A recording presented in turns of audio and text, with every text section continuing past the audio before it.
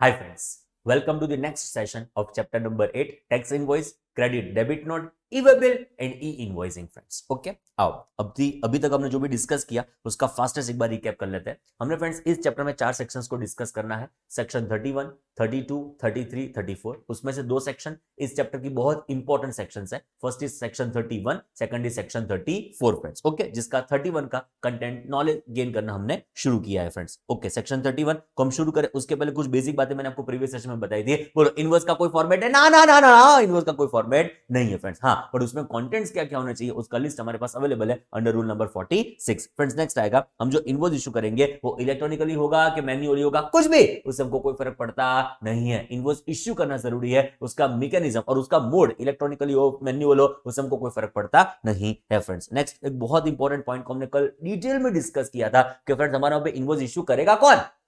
हमारे वहां पे ऐसा कौन सा पर्सन होगा जो इनवॉइस इशू करेगा? तो फ्रेंड्स हमारे वहां पे रजिस्टर्ड पर्सन, सुनो carefully, very very important, very very important. हमारे वहां पे जो भी रजिस्टर्ड पर्सन होगा जो गुड्स का टैक्सेबल सप्लाई कर रहा होगा वो हमारे वहां पे क्या इशू करेगा? बोलो बेटा, टैक्स इनवॉइस। दो बात इंपॉर्टेंट, एक रजिस्टर्ड पर्सन क्या सप्लाई करता होना चाहिए? टैक्सेबल गुड्स और टैक्सेबल सर्विस, और both in short taxable supply करो रजिस्टर्ड पर्सन, तब जाके हम कौन सा डॉक्यूमेंट इशू करेंगे?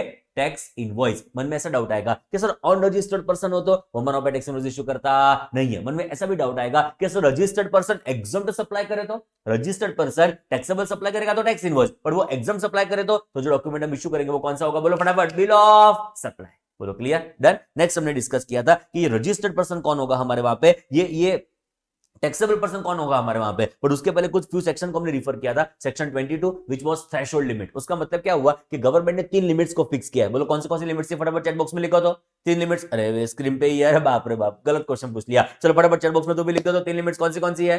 3 थ्रेशोल्ड लिमिट्स जो हमारे पास अवेलेबल है, फटाफट चैट बॉक्स में लिखो। चलो चार्टर्ड अकाउंटेंट्स, वेरी गुड, पहला ही गप्पा आया, 10, 20, 40, परफेक्ट, एकदम जोरदार। 3 लिमिट्स हमारे पास अवेलेबल है। First is 10, then is 4040, then is 2020। तो 3 लिमिट्स बेटा हमारे पास अवेलेबल है, 10, 20, 40, जो अब यहां पे चेक कर पाएंगे। सो जो आपका टर्नओवर थ्रेशोल्ड लिमिट को क्रॉस करेगा तो it will make you liable for what friends? Registration. तो ये कब 10, कब 20, कब 40, उसको भी हमने डिटेल में डिस्कस किया था प्रीवियस सेशन में। याद करो बेटा, 4 स्टेट्स, मणिपुर, मिजोरम, नागालैंड, त्रिपुरा। याद आवे बेटा, मणिपुर, मिजोरम, नागालैंड, त्रिपुरा। 10 लाख की लिमिट आपको एप्लीकेबल होगी। गुड्स का सप्लाई करो, सर्विस का सप्लाई करो, उससे हमको कोई फर्क पड़ता नहीं है। सेकंड आएगा बेटा 6 स्टेट्स, याद करो, अरुणाचल प्रदेश, बाद में आएगा मेघालय, बाद में आएगा बोलो सिक्किम, बाद में आएगा उत्तराखंड, बाद में आएगा पौंडीचेरी, लास्ट आएगा तेलंगाना। तो ये 6 स्टेट्स में जो लिमिट आपको एप्लीकेबल होगी वो लिमिट कितनी होगी? बोलो फटाफट, 20 लाख। तो ये 6 स्टेट्स में आप गुड्स का सप्लाई करो क्या सर्विस का सप्लाई करो, उससे हमको कोई फर्क पड़ता नहीं है। जो लिमिट आपको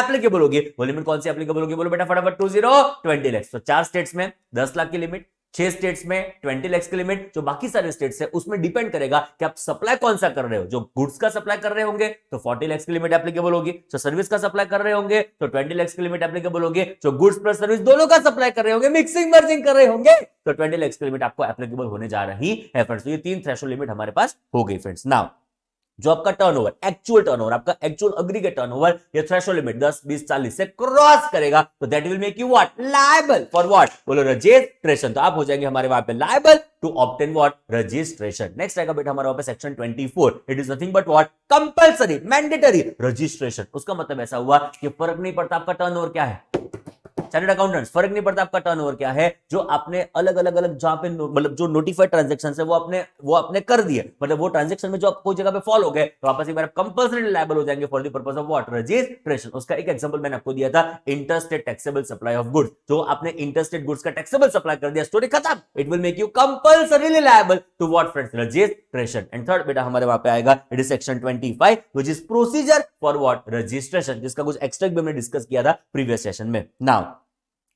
हमारे वहां पे रजिस्टर्ड पर्सन कौन, हमारे वहां पे टैक्सेबल पर्सन कौन? तो बेटा रजिस्टर्ड पर्सन कौन? तो person registered under section 25 but excluding person having what? Unique identification number. तो जिसके पास यूनिक आइडेंटिफिकेशन नंबर होगा बेटा उसको हम रजिस्टर्ड पर्सन हमारे वहां पे मानते नहीं है। तो ये यूआईन अभी तक हमने डिस्कस नहीं किया, नॉट टू वरी। तो टैक्सेबल कौन? तो पर्सन रजिस्टर्ड और liable to be registered under section 22 और 24। तो ये हमारे वहां पे कौन होगा? बोलो फटाफट, टैक्सेबल पर्सन। चलो नेक्स्ट आएगा बेटा हमारे वहां पे सेक्शन 31।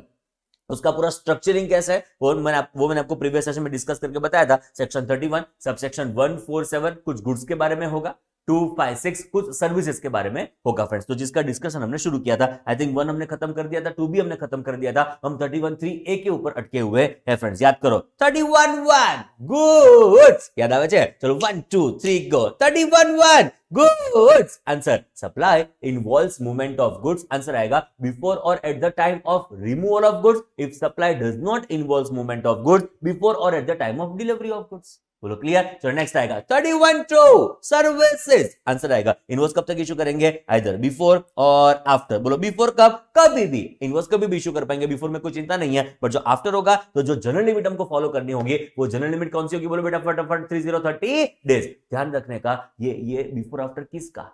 सर्विस का स्टार्टिंग के सर्विस का कंप्लीशन। आंसर आएगा सर्विस का कंप्लीशन। तो सर्विस कंप्लीशन के पहले के सर्विस कंप्लीशन के बाद विद इन 30 डेज आपको इनवॉइस इशू करने की रिक्वायरमेंट हमारे वहां पे आने वाली है। ये 30 डेज कभी कभी हो जाएंगे हमारे वहां पे 45 डेज। कब हो जाएंगे 45 days? 1 2 3 go. Insurance, banking, financial institution, NBFC. वापस एक बार 1 2 3 go. Insurance, banking, financial institution, NBFC. ये 4 सिनेरियो में नंबर ऑफ डेज कितने हो जाएंगे? बोलो 45 नंबर ऑफ डेज। बोलो क्लियर है? एकदम पक्को डन। नेक्स्ट आएगा बेटा हमारे वहां पे एक क्वेश्चंस को हमने डिस्कस कर लिया था। नेक्स्ट आएगा ये स्पेशल प्रोविजन डिस्कस करने बाकी है, वो बाकी रहेंगे, चिंता ना करो, लास्ट में डिस्कस करेंगे। नेक्स्ट आएगा section 31(3) documents. 31(1) goods, 31(2) services, 31(3) documents. Ready? 31(3)A RTI. तो it is revise tax invoice. अभी तक जो हमने डिस्कस किया उसके बारे में फटाफट आपको ब्रीफ बता दूं कि जो दिन आप हो जाते हो हमारे वहां पे लायबल फॉर व्हाट? रजिस्ट्रेशन। ध्यान देना, जो दिन आप हो गए हमारे वहां पे लायबल फॉर रजिस्ट्रेशन उसके विद इन 30 डेज आपको अप्लाई करना पड़ेगा for the purpose of registration. Now आपने अप्लाई तो कर दिया, उसके बाद सर्टिफिकेट क्या होने वाला है? ग्रांट। एप्लीकेशन का फॉर्म बताओ, GSTREG01। तो लायबिलिटी के 30 डेज में आपने अप्लाई कर दिया, बाद में सर्टिफिकेट आपको ग्रांट होगा। तो ग्रांट का इफेक्टिव दिन कौन सा होगा? जो दिन आप हो गए liable for what? Registration. And जो लायबिलिटी के 30 डेज में आपने अप्लाई नहीं किया, लायबिलिटी के 30 डेज में जो आपने अप्लाई नहीं किया, तो जो दिन आपको सर्टिफिकेट ग्रांट होगा वही दिन आपका बन जाएगा इफेक्टिव डेट ऑफ रजिस्ट्रेशन। बोलो क्लियर? इसके दो एग्जांपल्स थे वो भी हमने सॉल्व कर दिए थे। तो यहां तक हमारा डिस्कशन था in relation to chapter tax invoice. आओ जरा आगे डिस्कस करना शुरू करते हैं in relation to revise tax invoice. ध्यान यहाँ पे, सख्त ध्यान यहाँ पे, खुद नई बातें सीखने जा रहे हैं। ध्यान यहाँ पे।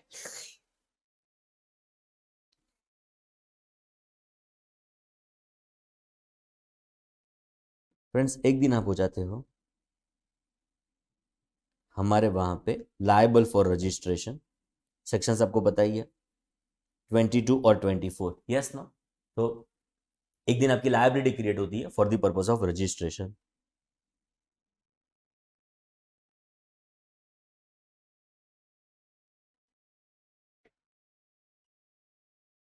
उसके बाद टाइम लिमिट आपको बताइए बेटा, विद इन 30 डेज आपको अप्लाई करना पड़ता है for the purpose of registration. Within 30 days यहां पे मेंशन कर देता हूं एप्लीकेशन फॉर रजिस्ट्रेशन।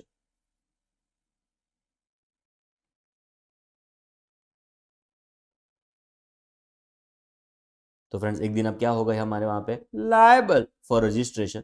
उसके विद इन 30 डेज आपको अप्लाई करना होगा for the purpose of what? Registration. तो लायबल विद इन 30 डेज आपने अप्लाई भी कर दिया for the purpose of registration. चलो फ्रेंड्स एक डेट्स का एग्जांपल लिख देते हैं, आपको थोड़ा ध्यान रहे। सपोज 14 फरवरी 2022 आप हो गए हमारे वहां पे liable for registration and later से आपने एप्लीकेशन कर दी 2 मार्च 2022 को for the purpose of registration. Application का फॉर्म याद रखो GSTREG01 फ्रेंड्स। ओके, सख्त ध्यान बनाए रखो, कुछ बहुत इंपॉर्टेंट डिस्कशन आपके साथ होने जा रहा है फ्रेंड्स। नेक्स्ट एप्लीकेशन के बाद आपको सर्टिफिकेट हमारे वहां पे ग्रांट होगा।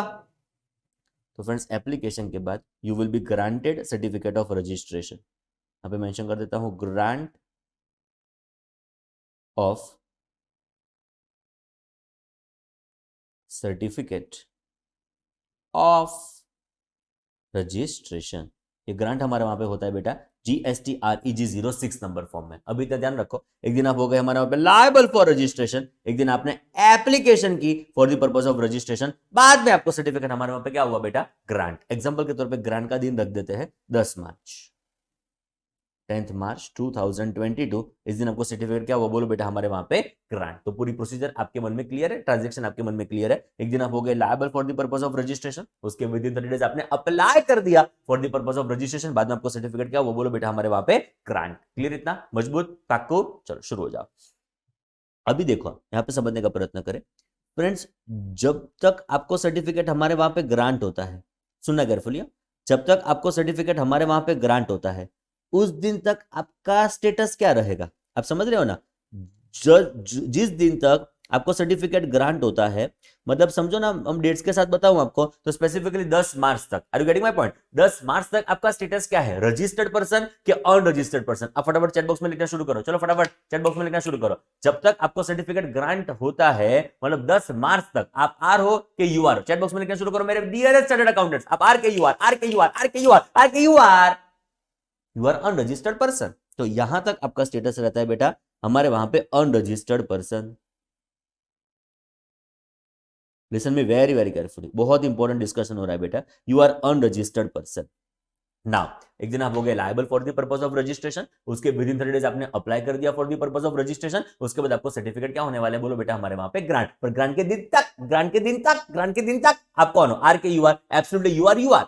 नाउ अब मुझे बताओ 14 फरवरी से लेके 10 मार्च तक आप लायबल ही हो। 10 मार्च को आपको सर्टिफिकेट ग्रांट हो गया, એટલે ऐसा बोल सकता हूं कि 10 मार्च तक, એટલે 9 मार्च को स्पेसिफिकली बोलूं तो 9 मार्च तक आप कैसे हो, हमारे वहां पे अनरजिस्टर्ड, एंड 10 मार्च को हो गए आप रजिस्टर्ड। Yes no yes. तो मुझे बताओ क्या 14 फरवरी के बाद जिस दिन से मैं लायबल हो गया for the purpose of registration, उस दिन से मैं सप्लाई करना बंद कर दूंगा, बोलो फटाफट, चलो चैट बॉक्स में बताओ मुझे, क्या उस दिन से मैं सप्लाई करना बंद कर दूंगा, बिकॉज मैं तो लायबल हो गया ना, मैंने तो एप्लीकेशन किया हुआ है, मैंने तो एप्लीकेशन किया हुआ है, सो मैं अभी सप्लाई नहीं करूंगा, बोलो ऐसा होने वाला है, एब्सोल्युटली ना। तो बिजनेस तो करना पड़ेगा ना मुझे, यस नो। बट 10 मार्च तक मेरा स्टेटस क्या है, आर के यू आर।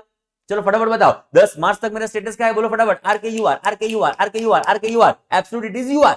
अब एज ए यू आर आप मुझे बताओ क्या मैं टैक्स इनवॉइस बना सकता हूं, मैं लायबल तो हो चुका हूं, मैंने एप्लीकेशन भी कर दी है, are you getting my point, मैं लायबल भी हो चुका हूं, मैंने एप्लीकेशन भी कर दी है, but whether I can prepare tax invoice, yes no, absolutely no. Because first lecture याद करो टैक्स इनवॉइस चैप्टर का, हमारे वहां पे खाली खाली कौन बना पाएगा tax invoice, registered person. If you are unregistered person you can not prepare tax invoice यार, you have to be registered person for the purpose of issuing tax invoice। यहां पे आप अनरजिस्टर्ड पर्सन हो, आप टैक्स इनवॉइस नहीं बना पाएंगे। साचू बोलू जो नहीं, मैं अनरजिस्टर्ड पर्सन हूं, 10 मार्च तक आई can not prepare tax invoice.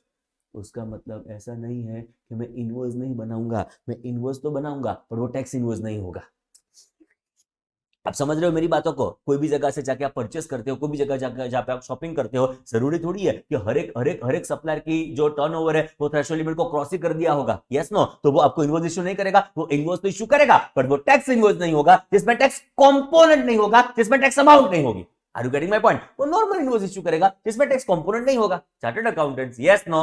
तो आप अनरजिस्टर्ड पर्सन हो, एंड एज अनरजिस्टर्ड पर्सन आपने जो इनवॉइस प्रिपेयर किया होगा ऑन योर सप्लाई वो नॉर्मल इनवॉइस होने वाला है, वो जीएसटी कंपोनेंट इंक्लूड करने वाला नहीं है फ्रेंड्स। तो आपने बनाया था नॉर्मल इनवॉइस, तो यहां पे मैं नॉर्मल इनवॉइस बनाऊंगा, लेट अस से ₹118 का मैं नॉर्मल इनवॉइस बनाया था, ₹118 का। ये भी अमाउंट क्यों है उसका भी राज मैं आपको एक दिन बताऊंगा, आज ही बताऊंगा, चिंता ना करो। चलो शुरू हो जाओ। एक दिन आप क्या हो गए हमारे वहां पे लायबल फॉर रजिस्ट्रेशन, उसके विद इन 30 डेज आपको अप्लाई करना पड़ेगा for the purpose of registration. उसके बाद सर्टिफिकेट क्या होने वाला है, ग्रांट। ग्रांट के दिन तक, ग्रांट के दिन तक, ग्रांट के दिन तक you are unregistered person. As a unregistered person आप जो इनवॉइस बनाएंगे वो टैक्स इनवॉइस नहीं होगा, वो नॉर्मल इनवॉइस होने वाला है फ्रेंड्स। बोलो क्लियर, एकदम मजबूत। चलो अभी कितनी मजा आने वाली आप समझो। 10 मार्च को आप क्या हो गए, आर के यू आर, फटाफट लिखना शुरू करो चैट बॉक्स में। 10 मार्च को आप क्या हो गए, आर के यू आर, आर के यू आर, बैठे मत रहो चार्टर्ड अकाउंटेंट्स। 10 मार्च को क्या हो गए, आर के you are becoming now registered person. But what is your effective date of registration, is not date of grant of certificate of registration, it is date of liability of registration, yes no. आपको grant होता है 10 मार्च को, पर 10 मार्च से आप effective नहीं होते हो, आपका इफेक्टिव दिन तो कौन सा होता है, 14 फरवरी, यस नो यस। तो मैं ऐसा बोल सकता हूं, मैं ऐसा बोल सकता हूं, मैं ऐसा बोल सकता हूं, इस दिन से लेके इस पीरियड तक आप क्या बन गए हमारे वहां पे, registered person. Because your effective date will be what,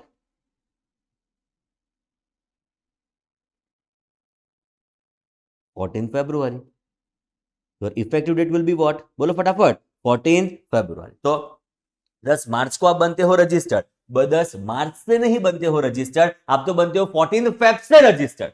are you getting my point? 10th March के दिन से आप रजिस्टर्ड नहीं बनेंगे, 10th मार्च को रजिस्टर्ड बनेंगे, बट 14 फरवरी से रजिस्टर्ड बनेंगे। Yes no? अभी आप मुझे बताओ 14 फरवरी से लेके 10th मार्च तक भी आपका स्टेटस क्या है? आर के यू आर, फटाफट बताना शुरू करो। 14 फरवरी से लेके 10th मार्च तक का भी आपका स्टेटस क्या है? बोलो फटाफट, आर के यू आर।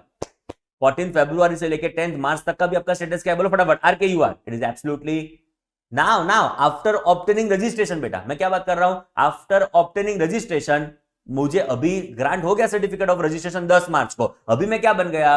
14 फरवरी से लेके 10 मार्च के लिए अभी मैं क्या बन गया? Registered person. अभी आप मुझे छोटी सी बात बताओ, एज अ रजिस्टर्ड पर्सन जो डॉक्यूमेंट मुझे इश्यू करना चाहिए था, वो डॉक्यूमेंट कौन सा होना चाहिए था? टैक्स इनवॉइस या नॉर्मल इनवॉइस? फटाफट मुझे बताओ। 14 फरवरी से लेकर 10 मार्च को मैं बन गया registered person, and as a registered person जो डॉक्यूमेंट मुझे इश्यू करना था, वो डॉक्यूमेंट कौन सा होना चाहिए? बोलो फटाफट, टैक्स इनवॉइस। बट आप यहां पे चेक करो, बिकॉज मुझे पता चला 10th मार्च को कि मैं हो जाता हूं रजिस्टर्ड, बट 10 मार्च तक तो मुझे पता ही नहीं था। So I was unregistered person. So as unregistered person जो डॉक्यूमेंट मैंने आपको इश्यू किया, वो डॉक्यूमेंट तो कौन सा था? डॉक्यूमेंट जो मैंने रेसिपिएंट को इश्यू किया, वो डॉक्यूमेंट तो कौन सा था? Normal invoice. जो होना क्या चाहिए था? Tax invoice. Yes no? आप समझ रहे हो ना? 10 मार्च के बाद पूरा सिस्टम बदल जाता है। 10 मार्च के बाद मुझे पता चल जाता है कि मैं तो 14 फरवरी से हो चुका हूं registered. Are you getting my point? मैं तो 14 फरवरी से हो चुका हूं रजिस्टर्ड। सो 14 फरवरी से लेकर 10 मार्च के पीरियड के लिए भी मैं क्या बन गया? Absolutely registered. Yes no? Yes. तो अभी मैं बन के जाता हूं registered person, and as a registered person जो डॉक्यूमेंट मुझे इश्यू करना चाहिए था, वो डॉक्यूमेंट कौन सा होगा? बोलो फटाफट, नॉर्मल इनवॉइस का tax invoice. It should be tax invoice. But क्या मैंने पहले टैक्स इनवॉइस बनाया था? ना, वो तो नॉर्मल इनवॉइस बनाया था। Are you getting my point chartered accountants? बोलो यस नो? खबर पड़े છે શું કહેવા માંગુ છું? ફરી એકવાર, એક दिन हो गया मैं liable for the purpose of registration, उसके विद इन 30 डेज मैंने अप्लाई कर दिया for the purpose of registration, and उसके बाद मुझे सर्टिफिकेट क्या? वो बोलो फटाफट, grant grant grant grant grant. Grant के दिन तक, मतलब 10 मार्च तक, बोलो मैं क्या हूं? Unregistered person. As unregistered person जो डॉक्यूमेंट मैं आपको इश्यू करूंगा ऑन माय सप्लाई, बीइंग आप रेसिपिएंट हो, तो जो डॉक्यूमेंट मैं आपको इश्यू करूंगा वो डॉक्यूमेंट कौन सा होगा? नॉर्मल इनवॉइस के tax invoice. Absolutely it is going to become normal invoice because I am unregistered person. I can not issue tax invoice. I can not issue tax invoice. So document होगा वो कौन सा होगा? बोलो फटाफट, normal invoice. Clear? अभी मैं 10 मार्च को बन जाता हूं रजिस्टर्ड पर्सन, पर उसका इफेक्टिव दिन कौन सा? तो 14 फरवरी। सो 14 फरवरी से लेकर 10 मार्च के पीरियड के लिए भी मैं क्या बन गया? Registered person. And as a registered person जो डॉक्यूमेंट मुझे मेरे सप्लाई के ऊपर इश्यू करना है रेसिपिएंट को, वो डॉक्यूमेंट कौन सा होना चाहिए? तो टैक्स इनवॉइस। पर मैंने टैक्स इनवॉइस तो बनाया नहीं। आप समझे? मैंने टैक्स इनवॉइस तो प्रिपेयर नहीं किया। सो ये जो इनवॉइस मैंने बनाए वो गलत हो गए। It should be tax invoice. पर मैंने जो प्रिपेयर किया वो समय के हिसाब से मैंने प्रिपेयर किया था, बिकॉज तब मैं अनरजिस्टर्ड था, तब मैं टैक्स इनवॉइस नहीं बना सकता था। Are you getting my point? तब मैं टैक्स इनवॉइस नहीं बना सकता था, सो तो मैंने नॉर्मल इनवॉइस इश्यू बनाया, नॉर्मल इनवॉइस इश्यू किया था। वो नॉर्मल इनवॉइस आज बरोबर नहीं है, तब बरोबर था। Are you getting my point? 10 March तक मैं अनरजिस्टर्ड पर्सन था, एंड एज अनरजिस्टर्ड पर्सन जो डॉक्यूमेंट मैं इश्यू कर सकता था वो नॉर्मल इनवॉइस था, वो टैक्स इनवॉइस नहीं था। एंड 10 मार्च के बाद मैं बन जाता हूं रजिस्टर्ड, एंड वो भी इफेक्टिव डेट कौन सी? तो 14 फरवरी। सो 14 फरवरी से लेकर 10 मार्च तक मैं बन जाता हूं registered person, and as registered person जो डॉक्यूमेंट मुझे इश्यू करना है वो डॉक्यूमेंट कौन सा है? तो टैक्स इनवॉइस। बट मैंने पहले तो बनाया नहीं टैक्स इनवॉइस। जो पहले मैंने बनाया वो नॉर्मल इनवॉइस था, बट होना चाहिए था टैक्स इनवॉइस। अरे यस नो? जो पहले मैंने बनाया था वो नॉर्मल इनवॉइस था, बट आज के दिन पे, मैं आज के दिन पे बात कर रहा हूं, वो होना चाहिए था tax invoice. Yes no? So जो मैंने पहले बनाया वो गलत हो गया, उस गलत को मैं रेक्टिफाई करूंगा, रिवाइज करूंगा, अमेंड करूंगा, चेंज करूंगा, अपडेट करूंगा, उसको हम बोलेंगे रिवाइज्ड टैक्स इनवॉइस। प्रेम से बुलाएंगे आरटीआई। आप एग्जैक्ट कॉन्सेप्ट को समझे जो मैं कहना चाहता हूं बेटा? बोलो यस नो? कुछ तो बताओ मेरे प्यारे चार्टर्ड अकाउंटेंट्स, बोलो बेटा यस नो? एक दिन आप हो गए liable for the purpose of registration, एक दिन आपने अप्लाई कर दिया for the purpose of registration, उसके बाद आपको सर्टिफिकेट हमारे वहां पे ग्रांट हुआ। ग्रांट के दिन तक, ग्रांट के दिन तक, ग्रांट के दिन तक आप हमारे वहां पे अनरजिस्टर्ड पर्सन हुआ करते थे। एज अनरजिस्टर्ड पर्सन आप नॉर्मल इनवॉइस बनाएंगे, बट ग्रांट के दिन आप बन गए रजिस्टर्ड, बट उसका इफेक्टिव दिन कौन सा था? तो liable for the purpose of registration. So liable से लेके ग्रांट के पीरियड के लिए भी आप क्या बन गए हमारे वहां पे? Registered person. And as a registered person जो डॉक्यूमेंट आपको इश्यू करना होगा वो डॉक्यूमेंट कौन सा होगा? बोलो बेटा हमारे वहां पे टैक्स इनवॉइस। और पहले आपने टैक्स इनवॉइस तो बनाया नहीं, तो जो आपने पहले टैक्स इनवॉइस नहीं बनाया उसकी जगह नॉर्मल इनवॉइस बनाया, वो नॉर्मल इनवॉइस हमारा गलत हो गया। सो उसको हम रिवाइज करेंगे, रेक्टिफाई करेंगे, अमेंड करेंगे, चेंज करेंगे, अपडेट करेंगे, करेंगे उसको हम बोलेंगे रिवाइज टैक्स इनवॉइस। बोलो क्लियर? फिर हमसे क्या बुलाएंगे? आरटीआई। ओके तो अभी मेरा जो नॉर्मल इनवॉइस 118 रुपीज का था उसको मैं ऐसे चेंज कर दूंगा कि जिसका वैल्यू ऑफ सप्लाई 100 रुपीज होगा प्लस उसका जो जीएसटी कंपोनेंट होगा वो मैं लिख दूंगा 18 रुपीज। अल्टीमेटली मेरा जो टोटल इनवॉइस की वैल्यू होगी वो कितनी हो जाएगी? 118। पहले भी इनवॉइस के वैल्यू में 1180 रखूंगा पर यहाँ पे मैं टैक्स अमाउंट चार्ज नहीं कर सकता बिकॉज मैं अनरजिस्टर्ड पर्सन हूं। I can not collect tax. Only registered person under GST can collect tax. If you are unregistered person आपके पास कोई ऑथोरिटी है ही नहीं कि आप टैक्स कलेक्ट कर पाओ। सो यहाँ पे मेरा इनवॉइस वैल्यू 118 रुपीज का होगा। अभी मैं उसको बाइफरकेट करके बता दूंगा कि देखो इसमें मेरा वैल्यू ऑफ सप्लाई 100 रुपीज का होगा, इसमें मेरा जीएसटी कंपोनेंट 18 रुपीज का होगा। अल्टीमेटली कितना होगा? बोलो मेरा 118। बोलो पाक्कू? एकदम मजबूत। तो जो पहले इनवॉइस में इश्यू करके बैठा हूं उसको मैं यहाँ पे रिवाइज करूंगा, उसको मैं यहाँ पे चेंज करूंगा, उसको यहाँ पे अपडेट करूंगा। उसको क्या बोलेंगे? बोलो फटाफट। Revise tax invoice. फिर हमसे बुलाएंगे आरटीआई। क्लियर? एकदम मजबूत। चलो 3-4 क्वेश्चन आपके मन में होते होंगे एंड होने ही चाहिए अलग अलग। सर ऐसा हो तो क्या, फलाना हो तो क्या, ऐसा क्यों? आपके मन में ऐसे थोड़े थोड़े डाउट्स होने चाहिए एंड होंगे भी, मतलब ऐसा होता ही होगा। तो उसको मैं सॉल्व करने का प्रयत्न करता हूं। जरा यहाँ पे ध्यान दे दो, फॉर कॉन्सेप्ट को बरोबर मजबूत कर लेते हैं। एक दिन में हो गया friends liable for the purpose of registration. उसके विद इन 30 डेज मैंने अप्लाई कर दिया for the purpose of registration. उसके बाद हमारे वहां पे सर्टिफिकेट मुझे ग्रांट हो गया। फ्रेंड्स ग्रांट के दिन तक मैं जस्ट हूं unregistered person. I am liable but still I am unregistered person and as a unregistered person मेरे सप्लाई के ऊपर जो डॉक्यूमेंट मैं इश्यू करूंगा वो टैक्स इनवॉइस नहीं हो सकता बिकॉज हमारे वहां पे खाली रजिस्टर्ड पर्सन ही टैक्स इनवॉइस इश्यू कर सकते हैं। फ्रेंड्स तो अनरजिस्टर्ड पर्सन हमारे वहां पे टैक्स इनवॉइस नहीं बनाएगा बट नॉर्मल इनवॉइस तो बनाएगा ही बनाएगा जिसमें टैक्स कंपोनेंट वो सेपरेटली चार्ज कर सकता नहीं है। तो एज अ अनरजिस्टर्ड पर्सन मैंने नॉर्मल इनवॉइस बनाया था ₹118 का। चलो ग्रांट के दिन को मैं बन गया रजिस्टर्ड पर्सन और उसका इफेक्टिव दिन कौन सा होगा? Date on which I become liable for the purpose of registration. तो लायबल से ग्रांट के पीरियड तक भी मैं क्या बन गया? हमारे वहां पे registered person and as a registered person जो डॉक्यूमेंट मुझे इश्यू करना था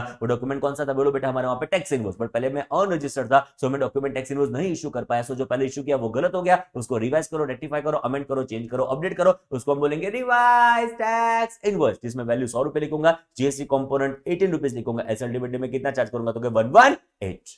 बोलो क्लियर? फ्यू क्वेश्चंस आपके मन में आते होंगे। डाउट नंबर 1, ये डाउट आपके मन में आना चाहिए। डाउट नंबर 1, सर यहाँ पे 118 वो क्यों चार्ज करेगा? यहाँ पे 100 रुपीज ही ना चार्ज करे एंड पची 100 प्लस 18 अल्टीमेटली कर देगा 118। पहले से सर 118 रुपए तो आपने तो ऐसा बताया कि वो जीएसटी तो चार्ज नहीं कर सकता, वो अनरजिस्टर्ड पर्सन है, he can not charge GST. तो आप 100 चार्ज करो, बाद में जब आप रजिस्टर्ड बन जाओगे, जब आप रिवाइज टैक्स इनवॉइस इश्यू कर रहे हो तो 100 प्लस 18 118 रुपीज चार्ज कर लेना। आप कस्टमर का माइंडसेट सोचो। मैंने पहले आपसे लिया 100 रुपया, आप समझो मैं सप्लायर आप रेसिपेंट, मैंने पहले आपसे लिया 100 रुपया बरोबर। पची जब मैं रजिस्टर्ड हो गया तब मैंने 100 रुपये जब आपसे लिया तब मैंने आपको नॉर्मल इनवॉइस इशू करके दिया एंड जब मैं हो गया रजिस्टर्ड पर्सन एंड पची मैं आपको फोन करूंगा, ए कस्टमर ये रेसिपिएंट सुन रहे हो? आपने बोला हाँ हाँ बोलो बोलो। मैंने बोला पहले मैं जब आपको सप्लाई कर रहा था ना तो मैं अनरजिस्टर्ड पर्सन था, अभी 10th मार्च आ गई है ना, सो मैं बन जाता हूं, मैं बन गया हूं रजिस्टर्ड पर्सन एंड वो मैं रजिस्टर्ड पर्सन जो हो गया हूं ना वो 14 फरवरी से हो गया हूं। सो एक काम करो, आपका जो इनवॉइस है ना वो मुझे वापस देने के लिए आ जाओ एंड एक नया इनवॉइस मैं आपको दे दूंगा जिसमें 100 प्लस 18 रुपीज अलग से चार्ज करूंगा एंड वो कितना होगा? तो 118। शायद आप डॉक्यूमेंट तो वापस देने के लिए आ जाएंगे, नया इनवॉइस वापस लेने के लिए भी आ जाएंगे because it is revise tax invoice. But आप मुझे प्रैक्टिकली बताओ, क्या कोई रेसिपेंट 18 रुपए एक्स्ट्रा देने के लिए आएगा? चैट बॉक्स में बताओ, क्या 18 रुपए कोई रेसिपेंट एक्स्ट्रा देने के लिए आएगा?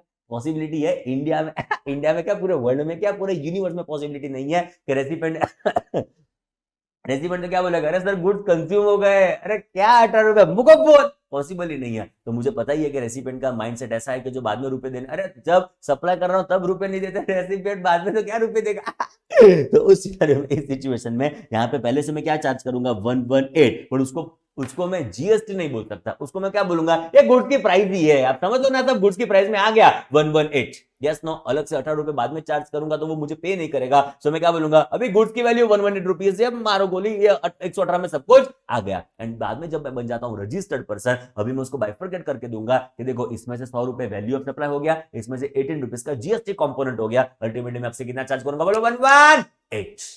Are you getting my point chartered accountants? Yes no? Yes, पक्कू, एकदम मजबूत, डन। डाउट नंबर 1, मैं पहले क्यों 118 चार्ज करूंगा, आपको पता चल गया कस्टमर का माइंडसेट ऐसा रहता है कि बाद में जब मैं उससे पैसे चार्ज करूंगा वो देने वाला नहीं है friends. Question number 2, normal invoice रहने दो ना, उसके पास 118 रुपए का, क्या आरटीआई इशू करने की जरूरत है, उससे तुम पुराना इनवॉइस वापस लेते हो, तुम टैक्स इनवॉइस वापस उसको इशू करते हो, क्या इसी करने की जरूरत है यार, रहने दो ना, पुराना इनवॉइस 118 रुपए का है ना, जीएसटी आ गया ना उसमें, इनडायरेक्टली बोला नहीं है कि 118 रुपए में 100 रुपए का ये था, 18 रुपए का ये था, अल्टीमेटली 118 रुपए है ना, यस नो। अबे क्या पुराना इनवॉइस वापस लेने का, नया इनवॉइस ये पेपर मूव में थोड़ी आते हैं, कितना ट्री को कट करना पड़ता है तब जाके पेपर हमको नसीब होते हैं, यस नो। लॉ ने बोला क्यों, लॉजिक समझो, why RTI needs to be issued. Friends देखो, मैं सप्लायर हूं, आप रेसिपिएंट हो, मैंने आपको गुड्स का सप्लाई किया, what is value of supply, तो 100, हमारे एग्जांपल की बात कर रहा हूं, उसमें जीएसटी कंपोनेंट कितना, तो एग्जांपल के तौर पे 18, and ultimately what I am charging to you is, बोलो बेटा 118। अभी आप मुझे बताओ, ये 18 रुपए मेरे लिए क्या हुआ, जीएसटी कलेक्टेड, एंड ये 18 रुपए आपके लिए क्या हुआ, बोलो फटाफट, जीएसटी पेड। ये GST collected is nothing but what, my liability, जो मुझे गवर्नमेंट को पे करनी पड़ेगी, एंड ये जीएसटी पेड वो आपके लिए क्या होगा, जरा मुझे फटाफट बताओ तो, ये जो जीएसटी पेड है वो आपके लिए क्या होगा, चलो जरा फटाफट मुझे बताओ तो। हा, क्या बात है, परफेक्ट आंसर आना शुरू हो गया, शाबाश शाबाश, एकदम जोरदार, वाह वाह वाह, क्या बात है। जो जीएसटी पे हो चुका है वो क्या है बेटा, रेसिपिएंट के लिए आईटीसी। अभी आपने पढ़ा नहीं है ये चैप्टर आईटीसी, बट बेटा चैप्टर आईटीसी में एक कंडीशन है हमारे वहां पे सेक्शन 16 में, कि कंडीशन ऐसा कहती है कि जो आपको आईटीसी अवेल करनी हो ना, तो you must be in possession of tax invoice, you must be in possession of tax invoice, जो टैक्स इनवॉइस आपके पास है तब जाके ये क्या अवेल कर पाएंगे आप, आईटीसी। एंड लॉजिकल पॉइंट है, आपके पास डॉक्यूमेंट ही नहीं है कि आपने टैक्स का पेमेंट किया है, तो you can not avail ITC in this scenario, yes no. तो यहाँ पे आप ऑब्जेक्टिव समझने का प्रयत्न करें, आप आरटीआई के पीछे का वाई समझने का प्रयत्न करें, तो आपको पता चलेगा कि रेसिपिएंट को जो उसके जीएसटी पेड का आईटीसी चाहिए, तो उसके पास एक डॉक्यूमेंट होना जरूरी है। वो डॉक्यूमेंट कौन सा होगा, बोलो फटाफट, टैक्स इनवॉइस। अभी जो हमने पहले उसको इश्यू किया था वो क्या टैक्स इनवॉइस था, वो तो नॉर्मल इनवॉइस था। क्या इस नॉर्मल इनवॉइस के बेसिस के ऊपर, चैट बॉक्स में बताएंगे आप मुझे, क्या उस नॉर्मल इनवॉइस के बेसिस के ऊपर उसको आईटीसी मिल पाएगी, यस नो, फटाफट मुझे चैट बॉक्स में बताओ, वो नॉर्मल इनवॉइस के बेसिस के ऊपर उसको आईटीसी मिल पाएगी, yes no yes no yes no yes no yes no, ऐसा पॉसिबल होने वाला नहीं है। सो उसकी भी रिक्वायरमेंट क्या होगी कि 18 रुपए आप इनडायरेक्टली मुझसे जीएसटी चार्ज कर ही रहे हो, जिसकी उसको क्या चाहिए, बोलो फटाफट, आईटीसी, जिसकी उसको क्या चाहिए, बोलो फटाफट, आईटीसी। सो ये इनवॉइस की रिक्वायरमेंट उसको होगी ही होगी, बिकॉज तब मैं अनरजिस्टर्ड था, मैं नॉर्मल इनवॉइस इश्यू कर दूंगा, बट जैसे ही मैं हो जाऊंगा रजिस्टर्ड, उसने 18 रुपए जो मुझे पे की है उसकी वो आईटीसी अवेल करना चाहता है, तो उसको क्या चाहिए, टैक्स इनवॉइस। मैंने जो नॉर्मल बनाया था वो उससे मैं वापस लूंगा एंड उसको नया टैक्स इनवॉइस इश्यू करके दूंगा, जो क्या बोलेंगे उसको, हम रिवाइज टैक्स इनवॉइस। आप समझ रहे हो बेटा, यस। तो ऑब्जेक्टिव क्या आरटीआई का, कोई आपको पूछे कि आरटीआई इश्यू करने का ऑब्जेक्टिव क्या, तो रेसिपिएंट को क्या मिल पाए, 18 रुपए की आईटीसी, रेसिपिएंट आईटीसी अवेल करे, ये इसके पीछे का मेन ऑब्जेक्टिव है for the purpose of issuing revise tax invoice for that particular supplier. बोलो क्रिस्टल क्लियर, एकदम मजबूत। पहला डाउट मेरे मन में ऐसा था कि ये 18 रुपए एक्स्ट्रा मैं यहाँ पे क्यों चार्ज कर रहा हूँ, 18 रुपए जो मैंने यहाँ पे इनडायरेक्टली वैल्यू ऑफ सप्लाई में चार्ज नहीं किया, गुड्स की वैल्यू में चार्ज नहीं किया, तो बाद में रेसिपिएंट मुझे ये देने वाला नहीं है। फिर सेकंड डाउट मन में ऐसा आया कि आरटीआई इश्यू करने की जरूरत क्या है, रहने दो ना पुराना इनवॉइस उसके पास ना, उसके पास पुराना इनवॉइस होगा तो उसमें जीएसटी कंपोनेंट अलग से मैंने डिस्क्लोज नहीं किया, वो टैक्स इनवॉइस है नहीं, उसको बेचारे को आईटीसी मिलने वाली नहीं है। सोलो ने ऐसा बोला कि भले थोड़ी तकलीफ पड़े, भले थोड़ी प्रोसीजर बढ़े, बट आईटीसी क्लेम करने की कंडीशन को आपको सेटिस्फाई करना ही पड़ेगा, which is position of tax invoice, and वो टैक्स इनवॉइस के पोजीशन के बिना कोई भी रेसिपिएंट हमारा वहां पे आईटीसी क्लेम कर पाएगा नहीं। वो पुराना इनवॉइस मैं उनसे वापस लूंगा, नया इनवॉइस उसको इश्यू करके दूंगा, रिवाइज टैक्स इनवॉइस इश्यू करके दूंगा, इसमें जीएसटी कंपोनेंट सेपरेटली होगा, टैक्स इनवॉइस नेचर में होगा, तो उसको बाद में क्या मिल पाएगी, उसके आईटीसी, यस नो यस। तीसरा डाउट हमारे मन में ऐसा आता है, सुना केयरफुली, बहुत बहुत बहुत इंपॉर्टेंट बात है। तीसरा डाउट ऐसा है कि सर सारे लोग थोड़ी आईटीसी क्लेम करते हैं, डाउट आया क्या ना है मन में, सारे लोग थोड़ी आईटीसी क्लेम करते हैं, आईटीसी तो किसको मिलेगी, जो रेसिपिएंट, आप भी रेसिपिएंट हो बेटा, बोलो यस नो, मैं सप्लायर आप रेसिपिएंट, हाँ के ना, एक बार हाँ पढ़ दो पर चलो फटाफट, एक बार हाँ पढ़ दो चलो फटाफट, मैं सप्लायर आप रेसिपिएंट, हाँ के ना, हाँ के ना, हाँ हाँ हाँ हाँ, मैं सप्लायर आप रेसिपिएंट, यस नो यस। क्या आपको आईटीसी मिलेगी, आपने मुझे सर्विसेज के लिए पैसा पे किया, मैंने सपोज आपको जीएसटी चार्ज किया, क्या आपको उसकी आईटीसी मिलेगी? यस नो, फटाफट लिखना शुरू करो, आपको उसकी आईटीसी मिलेगी? कोई यस लिख रहा है बेटा। चार्टर्ड अकाउंटेंट बोला आपको आईटीसी मिलेगी ना, उसके पीछे का रीजन क्या? You are unregistered, you can not avail ITC. हमारा आईटीसी कौन क्लेम कर पाएगा? जो रेसिपिएंट रजिस्टर्ड होंगे बेटा, आप समझ रहे हो, जो रेसिपिएंट रजिस्टर्ड होंगे वो हमारा पे क्या अवेल कर पाएंगे? आईटीसी। यू आर अनरजिस्टर्ड यार, you can not avail ITC. Being unregistered person, being unregistered recipient, you can not avail ITC. जो जीएसटी में रजिस्टर्ड है उसको आईटीसी का बेनिफिट मिले, जो जीएसटी में अनरजिस्टर्ड है थोड़ी उसको आईटीसी का बेनिफिट मिलेगा। सो ओनली एंड ओनली जो रेसिपिएंट्स रजिस्टर्ड है हमारे वहां पे, जो रेसिपिएंट रजिस्टर्ड है हमारे वहां पे, वही क्या अवेल कर पाएंगे हमारे वहां पे? आईटीसी। सेकंड डाउट वापस एक बार मैं रिपीट करूंगा, हम ये आरटीआई क्यों इश्यू करते हैं? ऑब्जेक्टिव क्या उसके पीछे का? आईटीसी मिल पाए किसको? To recipient. ये भी मैं आपको यहां पे पढ़ाना चाहता हूं, जरा एक बार ये भी पढ़ लो तो और क्लैरिटी आपके मन में आएगी। जरा चेक करो, there would be a time lag between date of grant of certificate of registration and the effective date of registration. बोलो दोनों के बीच में लैग होगा कि नहीं होगा? दोनों के बीच में डिफरेंस इस टाइम का होगा कि नहीं होगा? डेफिनेटली होगा। एक दिन आपका जो ये ग्रांट का दिन होगा एंड आपका जो इफेक्टिव दिन होगा उसमें तो फर्क आने ही वाला है। इफेक्टिव दिन आपका लायबल से हो जाएगा एंड ग्रांट का दिन आपका ग्रांट का होगा। हमारे एग्जांपल में 14 फरवरी से लेकर 10 मार्च तक ये आपका लैग हुआ, ये आपका गैप हुआ। Yes no? यस। फिर एक बार वापस एक बार पढ़ रहा हूं, there would be a time lag between date of grant of certificate of registration and the effective date of registration. Now for supplies made by such person, मतलब by such supplier during this intervening period, मतलब which period? From effective date of registration to the date of grant of certificate of registration। ये जो intervening period हमारा हुआ बेटा, आप समझ रहे हो ना? From the date of liability of registration to the date of grant of certificate of registration, from the effective date of registration to the date of grant of certificate of registration, ये जो intervening period हुआ उसके लिए हम क्या करेंगे? The law enables the issuance of revised invoice, meaning thereby revised tax invoice। तो law इस पीरियड के लिए जो भी आपने इनवॉइसेस को इश्यू किया होगा, इस पीरियड के लिए जो भी आपने इनवॉइसेस को इश्यू किया होगा, लॉ उसके लिए आपको क्या परमिशन दे रहा है? क्या आपको स्पेशल बेनिफिट दे रहा है कि आप क्या इश्यू कर पाओ? आरटीआई। व्हाई? ऑब्जेक्टिव क्या? रीजन क्या? वाई का आंसर क्या? यहां पे चेक करो, सो दैट रीजन दिया गया लॉ में कि ITC can be availed by recipient on such supply. Reason क्या? कि रेसिपिएंट को क्या मिल पाए? आईटीसी। बट हमारा डाउट ऐसा है उसके पहले वापस एक बार छोटा सा ये डायग्राम आप देख लो। Person liable to obtain registration and registration granted, इस बीच में person liable to obtain registration and registration granted, इस ड्यूरेशन में आपने जो भी इनवॉइसेस को इश्यू किया होगा उसको हम क्या करेंगे? हमारे वहां पे revised under which section? Section 31 subsection 3 clause ए, जिसको हम प्रेम से क्या बुलाएंगे? आरटीआई। जिसको बोलेंगे रिवाइज टैक्स इनवॉइस। क्लियर? मन में ये डाउट आता है कि क्या हर एक रेसिपिएंट आईटीसी क्लेम कर पाएगा? ऑब्जेक्टिव क्या आरटीआई का? आरटीआई का ऑब्जेक्टिव क्लियर है कि आईटीसी किसको मिल पाए? To recipient. बट क्या हर एक रेसिपिएंट आईटीसी अवेल करने के लिए एलिजिबल है? क्या हर एक रेसिपिएंट, सुना केयरफुली, क्या हर एक रेसिपिएंट को आईटीसी मिलती है? बोलो यस नो? नो। खाली कौन से रेसिपिएंट को आईटीसी मिलती है? फटाफट मुझे चैट बॉक्स में बताओ, खाली कौन से रेसिपिएंट को आईटीसी मिलती है? जो रेसिपिएंट हमारे वहां पे कौन है? रजिस्टर्ड। जो रेसिपिएंट हमारे वहां पे कैसे है? रजिस्टर्ड। वही खाली क्या अवेल कर पाएंगे हमारे वहां पे? आईटीसी। Yes no? तो ये पूरा कंसेप्ट, खाली एक काम करो ना, तुम रेसिपिएंट जो रजिस्टर्ड है उसके लिए रखो, जो अनरजिस्टर्ड रेसिपिएंट है उसके लिए कहां माथा गुण करने की जरूरत है? Yes no? आईटीसी अवेल कर पाए रेसिपिएंट, उस लॉजिक से आरटीआई को इंट्रोड्यूस किया गया। बट आईटीसी मिलती किसको है? खाली रजिस्टर्ड पर्सन को मिलती है। If you are unregistered person, if you are unregistered recipient, you can not avail ITC. आपको थोड़ी आईटीसी मिलेगी, आप अनरजिस्टर्ड हो। जीएसटी में आए नहीं है कि आईटीसी गार्डन थोड़ी है ससुर का। आप समझ रहे हो बेटा जो मैं कहना चाहता हूं? तो लॉ ने यहां पे सुपर डुपर सिक्सर मारी, गजब कॉन्सेप्ट को लेके आ गए। It is concept of CTI. It is nothing but what?